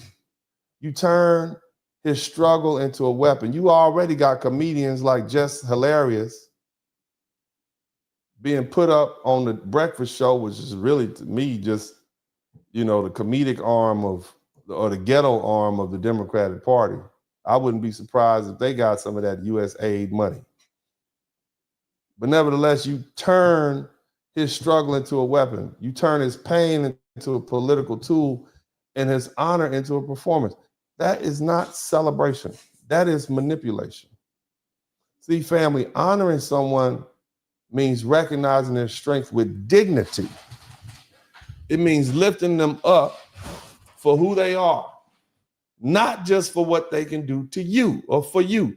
It's about celebrating them as an individual, not using them as a symbol. When you honor DJ Daniel, you respect him as a child who has fought through unthinkable hardship. When you exploit DJ Daniel, you turn him into a political mascot, a shield at times, and a sword to attack your political enemies. So honoring would mean supporting him without forcing him into the center of a culture war.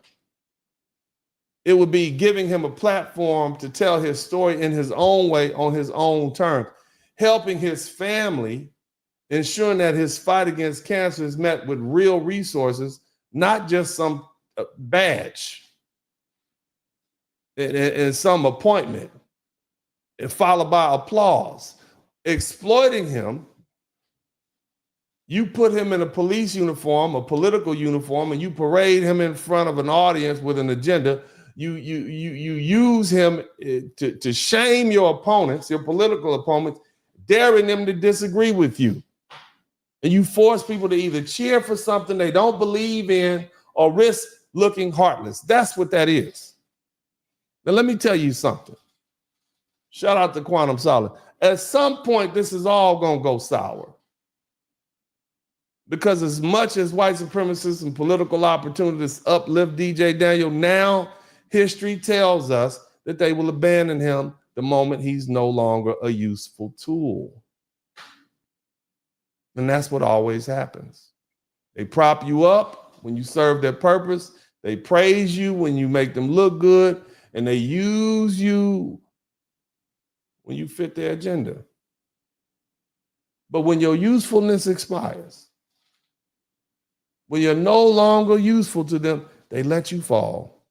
They discard you. They turn on you. We've seen this time and time again, family. The same forces that build up their mascots are the same ones that break them down. There's a long history of this. Do you know they hated brother Dr. Martin Luther King Jr. when he was alive? When he demanded more than just desegregation, when he spoke out against economic injustice and war, they called him a communist, they called him a socialist. They hated him when he called out real systematic roots and oppression. Dr. Martin Luther King Jr. died one of the most hated men in America. Look at the polls. And then they assassinated him. And then,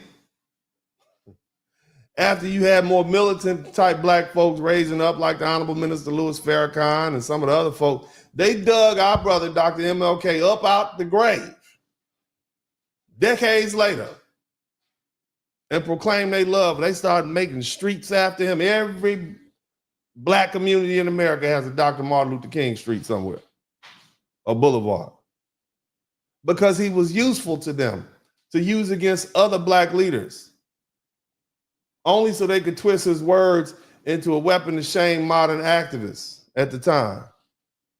Be like Dr. MLK. He was peaceful. Be patient. Don't fight too hard. MLK wouldn't approve on these protests. He was peaceful. MLK wouldn't support these new black leaders. They tried to repackage him and sanitize him and use him to serve the new purpose. And now, here we are in 2025. They decide to release these assassination files, and the first thing they do, he's no longer in the use anymore. We don't have those type of activists like we had in the 90s and the early 2000s. So now they try, he cheated on his wife. He might have been bi. Huh? You know that, right? So now they're destroying them again. They hated him. They used him, dug him out the grave, and now they're trying to put him back, trying to distort his memory again. Isn't that something? What about our good brother, Muhammad Ali? Right? He went from being the greatest to being unpatriotic and back again to being the greatest. They love Muhammad Ali. They love Cassius Clay when he was simply electrifying and charismatic and a black athlete. They loved him when he was winning fights. They loved him when he was putting on a show and talking trash and dazzling, and the world would see his skills. See, blacks aren't living too bad over here. Look at this. We got this Cassius Clay kid. They love the idea of an entertaining, larger-than-life black champion as long as he stayed in his doggone lane. But the moment that Muhammad Ali emerged and he began to use his platform to speak out, everything changed. Ali refused to fight in the Vietnam War. So ain't no Viet Cong ever called me N-word. He spoke out against white supremacy, segregation, and racial injustice in America. He converted to Islam and changed his name from Cassius Marcellus Clay. A very honorable man, by the way. You should look up Cassius Marcellus Clay. He was a white man, and he was my God, bad man. You understand me? Bad white man, doggone it. I don't know how history forgot him. Look at him. I might have to come up with a series called Bad White Men. But yeah, Cassius Clay, once he rejected his slave name, because that was truly his slave name, because Cassius Marcellus Clay family member owned Cassius Clay or Muhammad Ali's family. But he rejected that slave name that was given to him by his ancestors.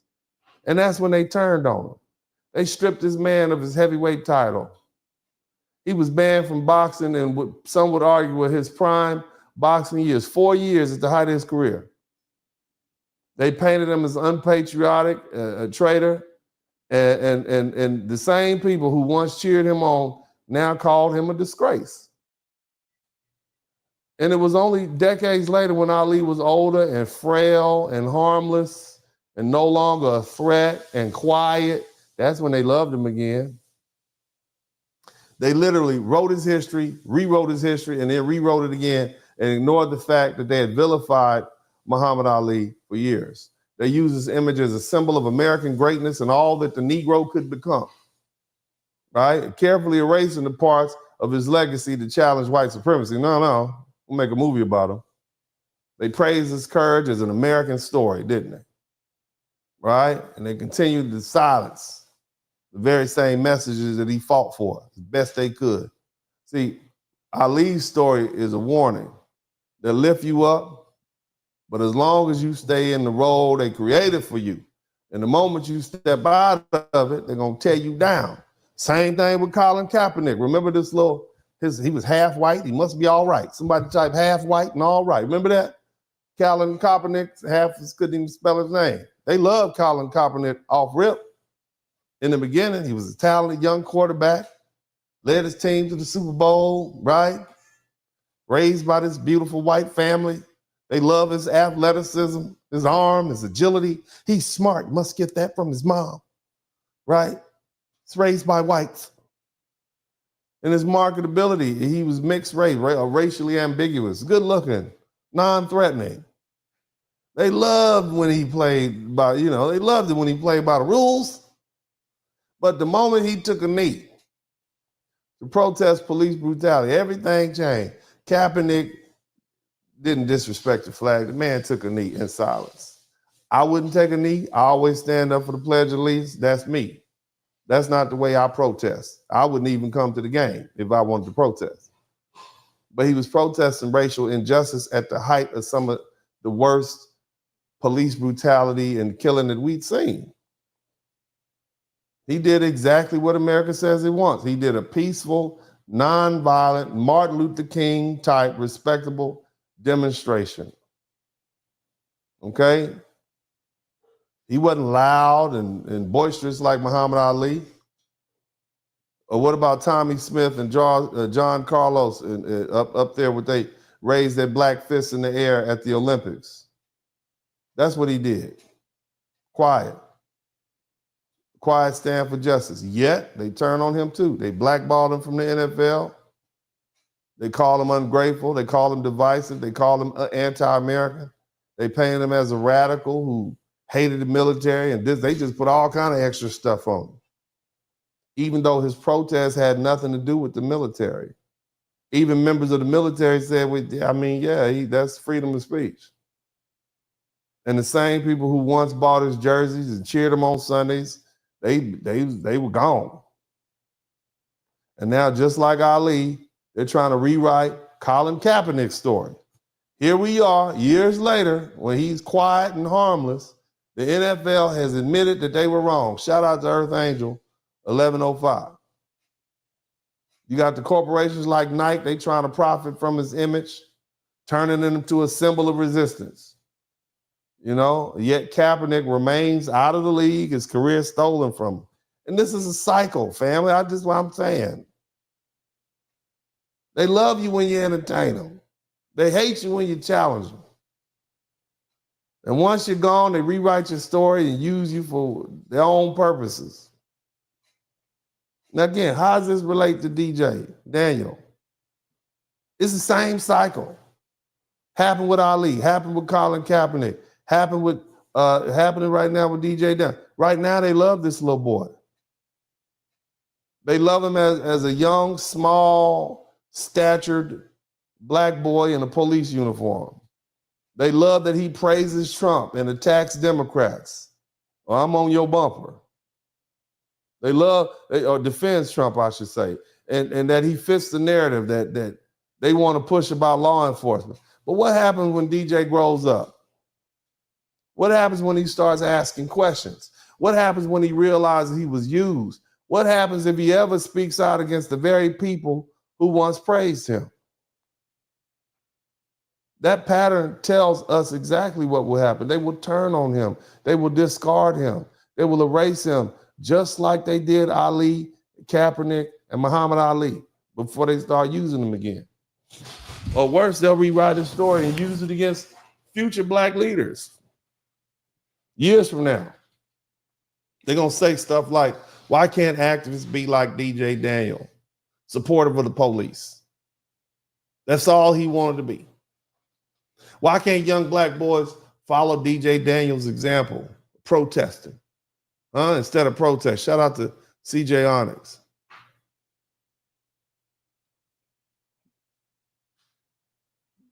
They're going to say DJ Daniel was honored by President Trump. Why can't more black kids be like him? They're not going to remember him for who he was. They're only going to remember him for how they could use him. And it's a tragedy.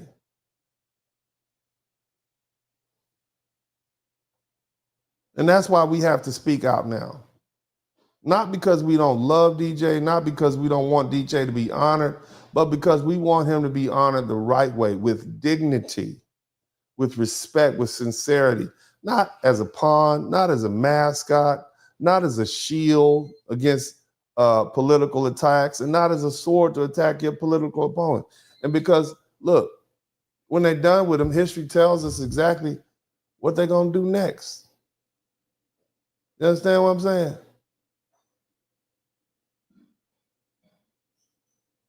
Now, again, there's nothing wrong with recognizing a person's strength. There's nothing wrong with acknowledging when somebody has suffered through tragedy. In fact, it's important to lift people up that have overcome great obstacles. But it must be done with dignity, with respect, and with sincerity. If you truly honor DJ Daniel, don't make this baby a spectacle. If you truly honor DJ Daniel, don't make his story about you. If you truly honor DJ Daniel, don't place him in the middle of a political battle where he will have to face attacks.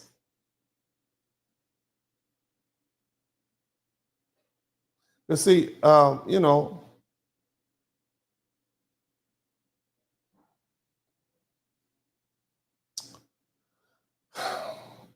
this moment, when a person becomes a weapon, when they're used as a human shield, when they become a tool to fight someone else's war, that's no longer an honor. That's exploitation, and plain and simple. And as foundational Black Americans, as people of conscience, as members of society that should protect, let me say it like this, we need to protect our most vulnerable. And it's our obligation to call out when a person is being used. we're not saying this because we don't want DJ to be honored. We're saying this because we want him to be honored the right way. With respect, with dignity, with sincerity. You see? Baby, he's more than just a sick child in a police uniform. He's a human being. And he deserves better than to be used and cheered for, okay, just to be abandoned later. And we know what's going to happen because this is what always happens. Now, I want to take the opportunity to go ahead and acknowledge all my people who have contributed to the Super Chat, the Cash App, and the PayPal, okay? Now let me go ahead and get my Cash App folks out the way. You guys hit the #1 button. I got some more to say, okay? I do have some more to say, but I want to get this out the way. You understand me? I want to make sure that I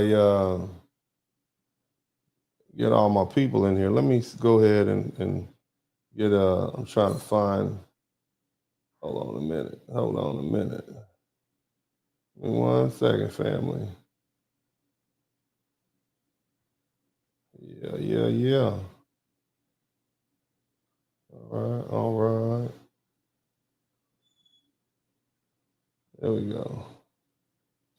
All right, there we go. Yeah, somebody said he's happy. Yeah, I'm happy he's happy. This boy is his first. Don't nobody want to get in the way of his shine, but we want to be mindful. Okay.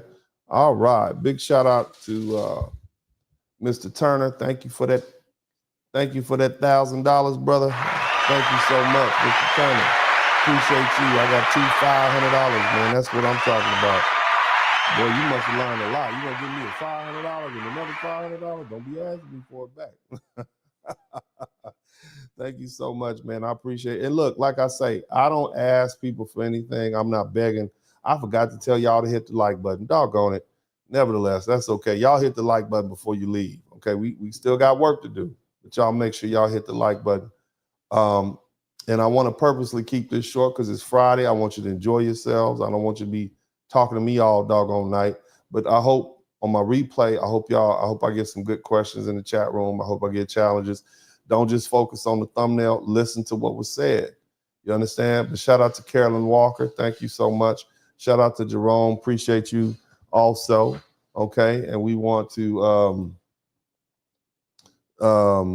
also acknowledge all my people. We got 19 super chats. Man, we got 19, and that's fine with me. But we should have 20 because that'll be plenty. Shout out to Urban Eagle. Good looking out. Thank you so much, Urban Eagle. Also, Bishop Patrick Wooden. Good looking out. Said, this past Sunday, you have ignored almost all of the Bible in order to be a Democrat. Yes, you did, didn't you? Yes, you did.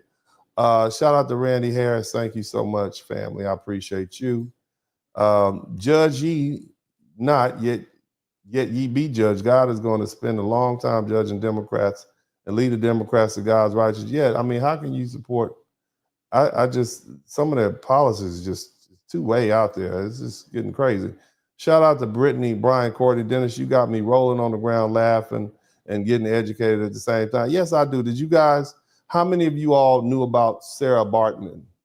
Right? How many of y'all knew about Saartjie Baartman? Huh? How many of y'all knew? If you knew about Saartjie Baartman, type yes in the chat room. If you knew, type, I want to see how many knew. You knew where she was, how she got there. Go ahead. Let me know. I want to see. Because I'm trying to teach you things, reinforce what you know, but give you the facts and the dates. That's what I like to do. Okay, so we got some folks that know. Thank you so much, Fuzzy Balls. And Brian Courtney said, Dennis, you got me rolling on the ground laughing, and I'm getting, thank you. So I read Cody Marshall, Diabetes in the chat room. Thank you so much. Quantum Solace. We got 20 super chats. Outstanding. Maybe we can get some more. Maybe let's see if we can get 25 before I finish. this line I'm reading here. Let me see if I can get through this. So we want 20. We got 20, and that's plenty. 25 will be live. That means 5 more super chat. I know y'all learned something. And if you learned something, I should earn something. If you didn't learn, I understand. But I need you to hit that like button anyway. And also subscribe to the channel if you like what you hear. Quantum Solid, this is just evidence to prove that donkeys never did care about us, FBA, although it was FBA that kept the demo party afloat for 60 years. It's despicable. They're just upset because Trump is cutting off the spigot. Yeah, he is. And big shout to Mr. Alexander Ruffin. Man, not only you get the 100, but you get the rock and roll. I just wanted to show my appreciation for all the knowledge you've given over the last couple of weeks, because I've been a ninja watcher for a little bit. That's what I'm talking about, man. Thank you so much, man. I appreciate you, man. Good looking out. He's been a ninja watcher. I appreciate you, man. Thank you so much. Hey, let me get this out the way.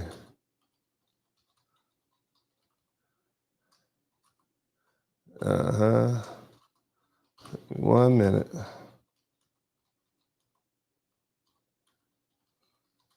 Gotta send this note out. All right, we also want to thank Mr. JT Coin Rings. He said, I appreciate the content. Thank you so much, family. I appreciate you. Also, Quantum Solace says, hell, in certain countries visited, if I were to even spit on the ground, or if I squeeze the weasel to take a pee outside in the shadows away from people, if I get caught, my privilege as an expat will be revoked. Wow, that's pretty amazing. Shout out to you. Thank you so much, Quantum Solace. And also Bernard Harrell, thank you for the $10 super chat. Barry Little, let's say, keep telling the truth. Dennis, no matter how bad it hurts, no matter how much, how many people don't like it, I will, brother. I will do that, man. Good look. I mean, I got to do it, man. You know what I'm saying? I got to root it, you know, because if I don't, I'm not doing what I'm supposed to do. I'm supposed to help you see things that you wouldn't otherwise see. You see what I'm saying? And I think that's important for me to keep doing that.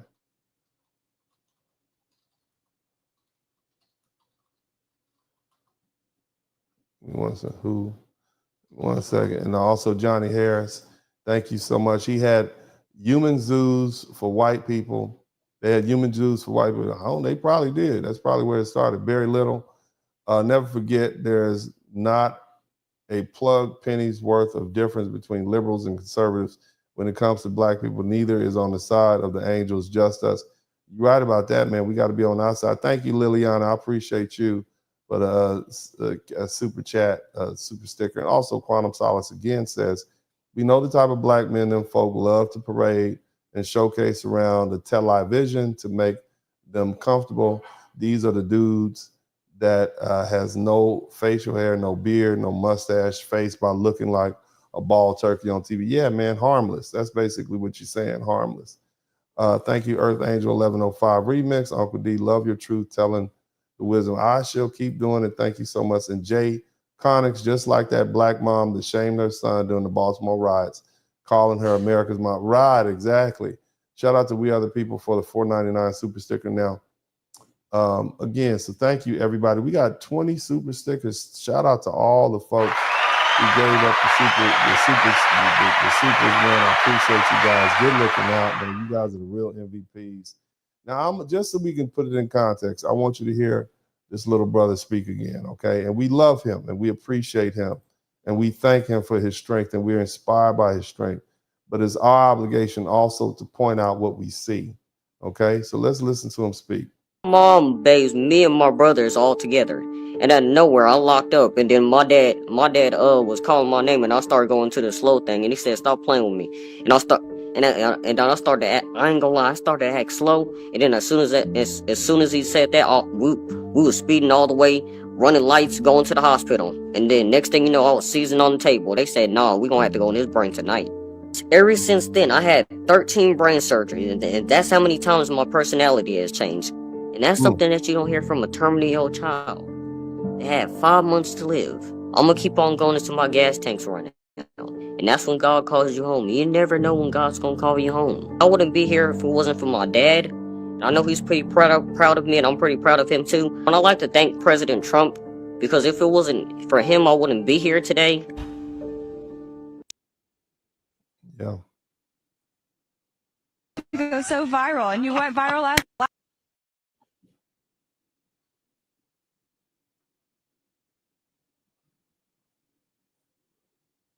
Last thing, because we know you got to bounce. What would your one piece of advice for the Secret Service be? Please stop being mean to President Trump, because if I see you being mean to him, I'm coming after you. I love that. I think you need to become the director of the Secret Service. DJ, it is such an honor to have met you. Hold up, I got one more thing to say. He has one more thing to say. I won't interrupt you. If you're a Democrat and you're being mean to President Trump, I'm on your bumper. You are about to go so viral, and you went viral last. On your bumper. God didn't put you on this earth to like people. He just put you here to live your life. Yeah, you think your friends are going to be jealous? Pretty much. And I'm pretty sure my girlfriend going to be jealous, because she ain't going to be... I say you can't... I'm going to be like you going to have to hit the road jacks, because... Oh, man, he's something else. Let's see. Did y'all hear the rest? He's something else, man. Shout out to DJ. We celebrate that little brother, man. We appreciate him. And, we wish the best for him. All together. And then we wish him health. We wish him wealth. We wish him longevity. But we also have to be mindful of the tricks being played. You understand me? Otherwise we are we're falling into a trap of complacency. And most of you all who saw it, you knew something was wrong. Your gut feeling said, hold on a minute. They're doing a little too much. You see what I mean? Most of y'all did. And all I'm doing is just pointing out to you what you innately felt. You knew something was wrong with everything you saw. All right? So here's the thing. Okay, family?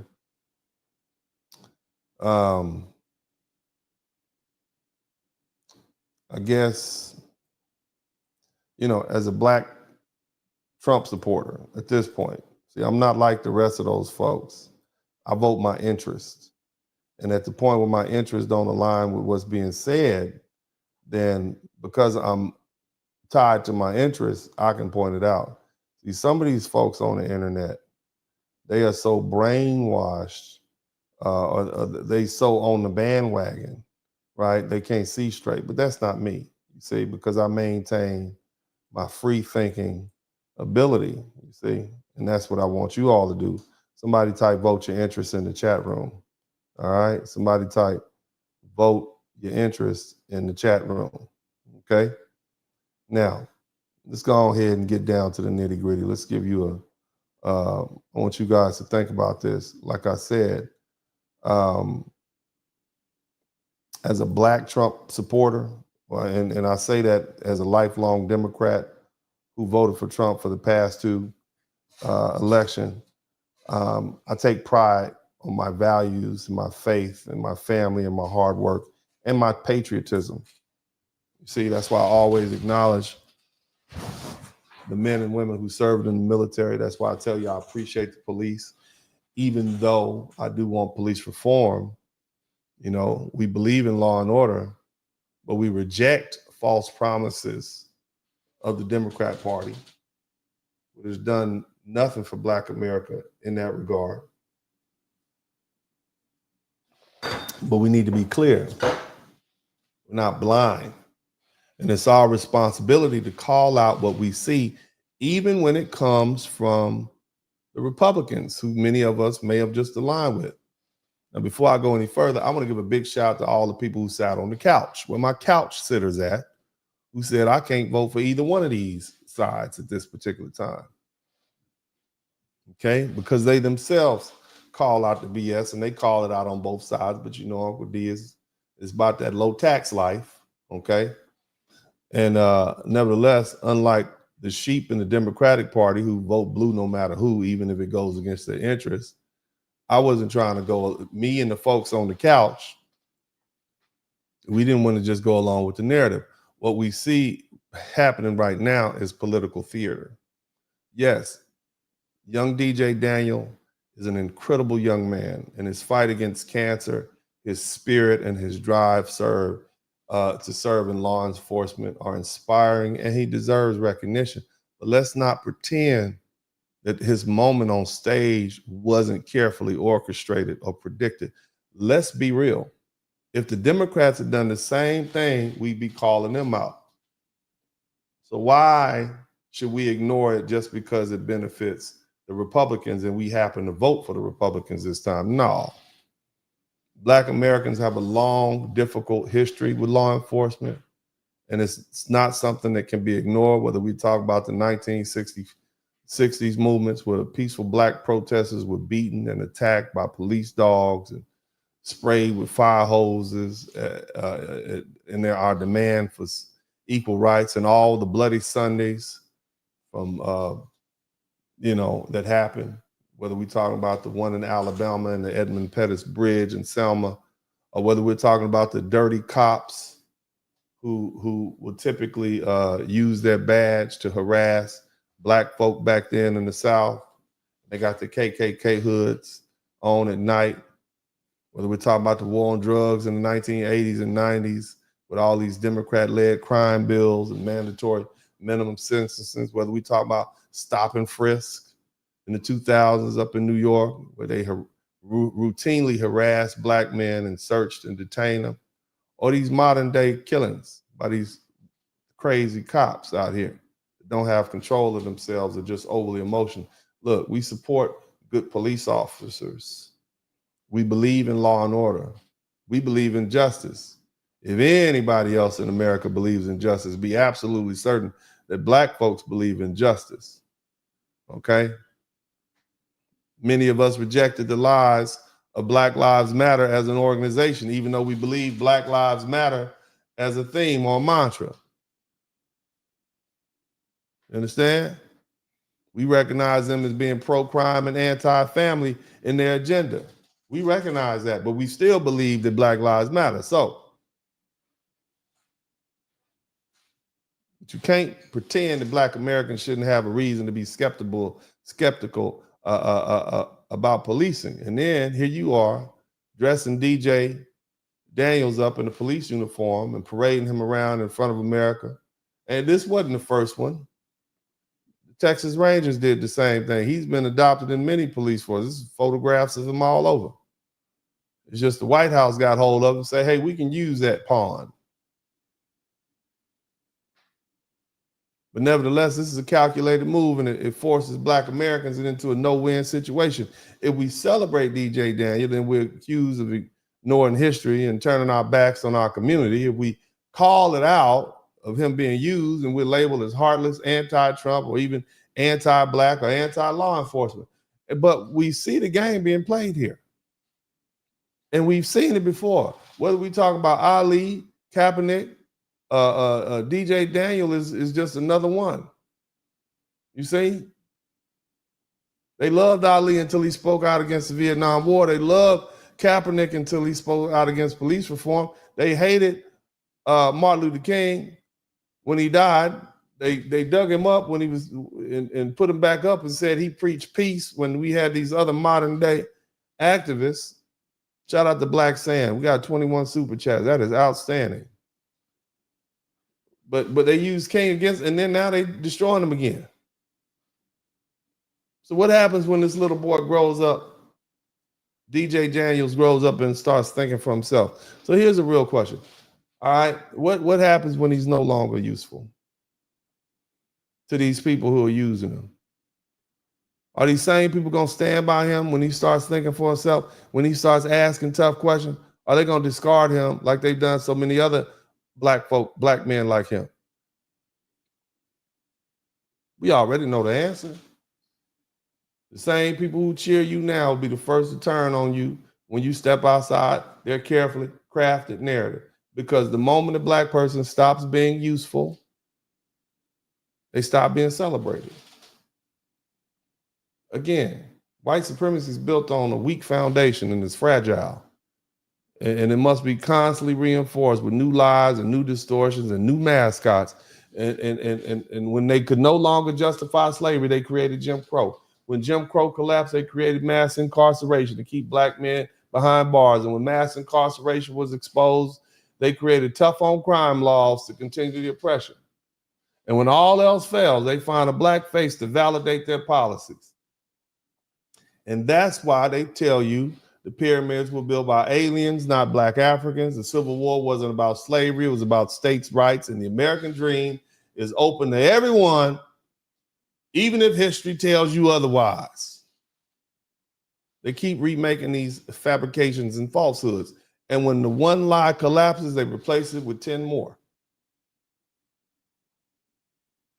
Look, as a black conservative, and I'm not talking about them extreme ones that's on the internet yelling, I am not one of them. I am your basic black Southern Baptist church attending Southern conservative. I want you to understand that. I'm your grandma's black conservative. You understand that? That's who I am, not these modern day people who just want to get, likes and whatnot. That ain't what I am. But nevertheless, us common sense black conservatives that don't forget that we black, we are in a very unique position. Because see, we believe in law and order.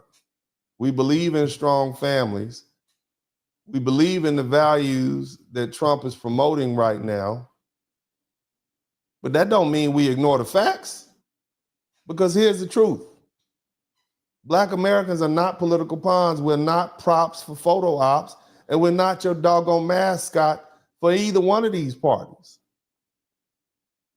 Whether we talk about the welfare mom who's in need, that's always been propped up by the Democrat side, or the black conservatives dressed up in the police officer uniform. Yeah, we support Trump, we support law enforcement, and we support DJ Daniel, but we refuse to be used. See, this is about real policies, not political theater. If America truly wants to honor black lives, then it must dismantle the corrupt police unions that protect these bad cops, end policies that unfairly target black communities, and invest in real opportunities for black children, not just some doggone symbolic gestures. And we as black conservatives, common sense conservatives, not the extremists, not the far right weirdos screaming on the internet all the time, we must remain principled. We can't blindly follow one party or the other. We must hold all of our leaders accountable, even when we support them. We love our country. We built this country. We fought in every war that this country fought in. We fought, we died, we bled, and we support our president. And we can still do that and believe, have some of these common sense, down home Southern Baptist conservative values. But we ain't no damn fools either. We done with all these political stunts that use black faces as props. We're done with fake allies who discard black folks once they stop being useful. And we definitely done with being told to ignore history just because we voted Republican. Oh, hell no. We here to be heard, not to be used. And we're gonna call out the truth no matter who we make uncomfortable. This is Uncle D. I love you all. God bless y'all. I hope y'all have had a good night. I look forward to reading the comments. And as I always said this time, I'm out. Dennis Sperling. In the city where the lights don't sleep, Uncle D got the vibe so deep. Representing men strong and free. Dennis Sperling's the king of the spree. In the streets where the rhythm flows, black men rising, that's how it goes. Uncle D got the truth to show. In his heart, that's where the fire glows.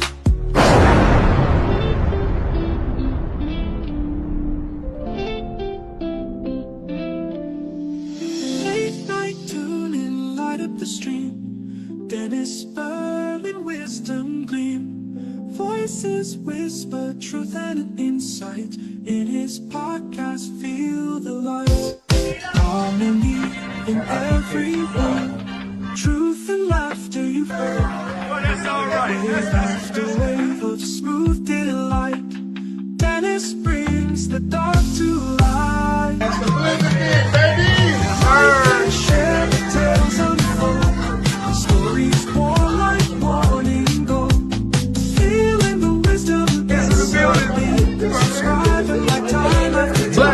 Black men, I want to salute you.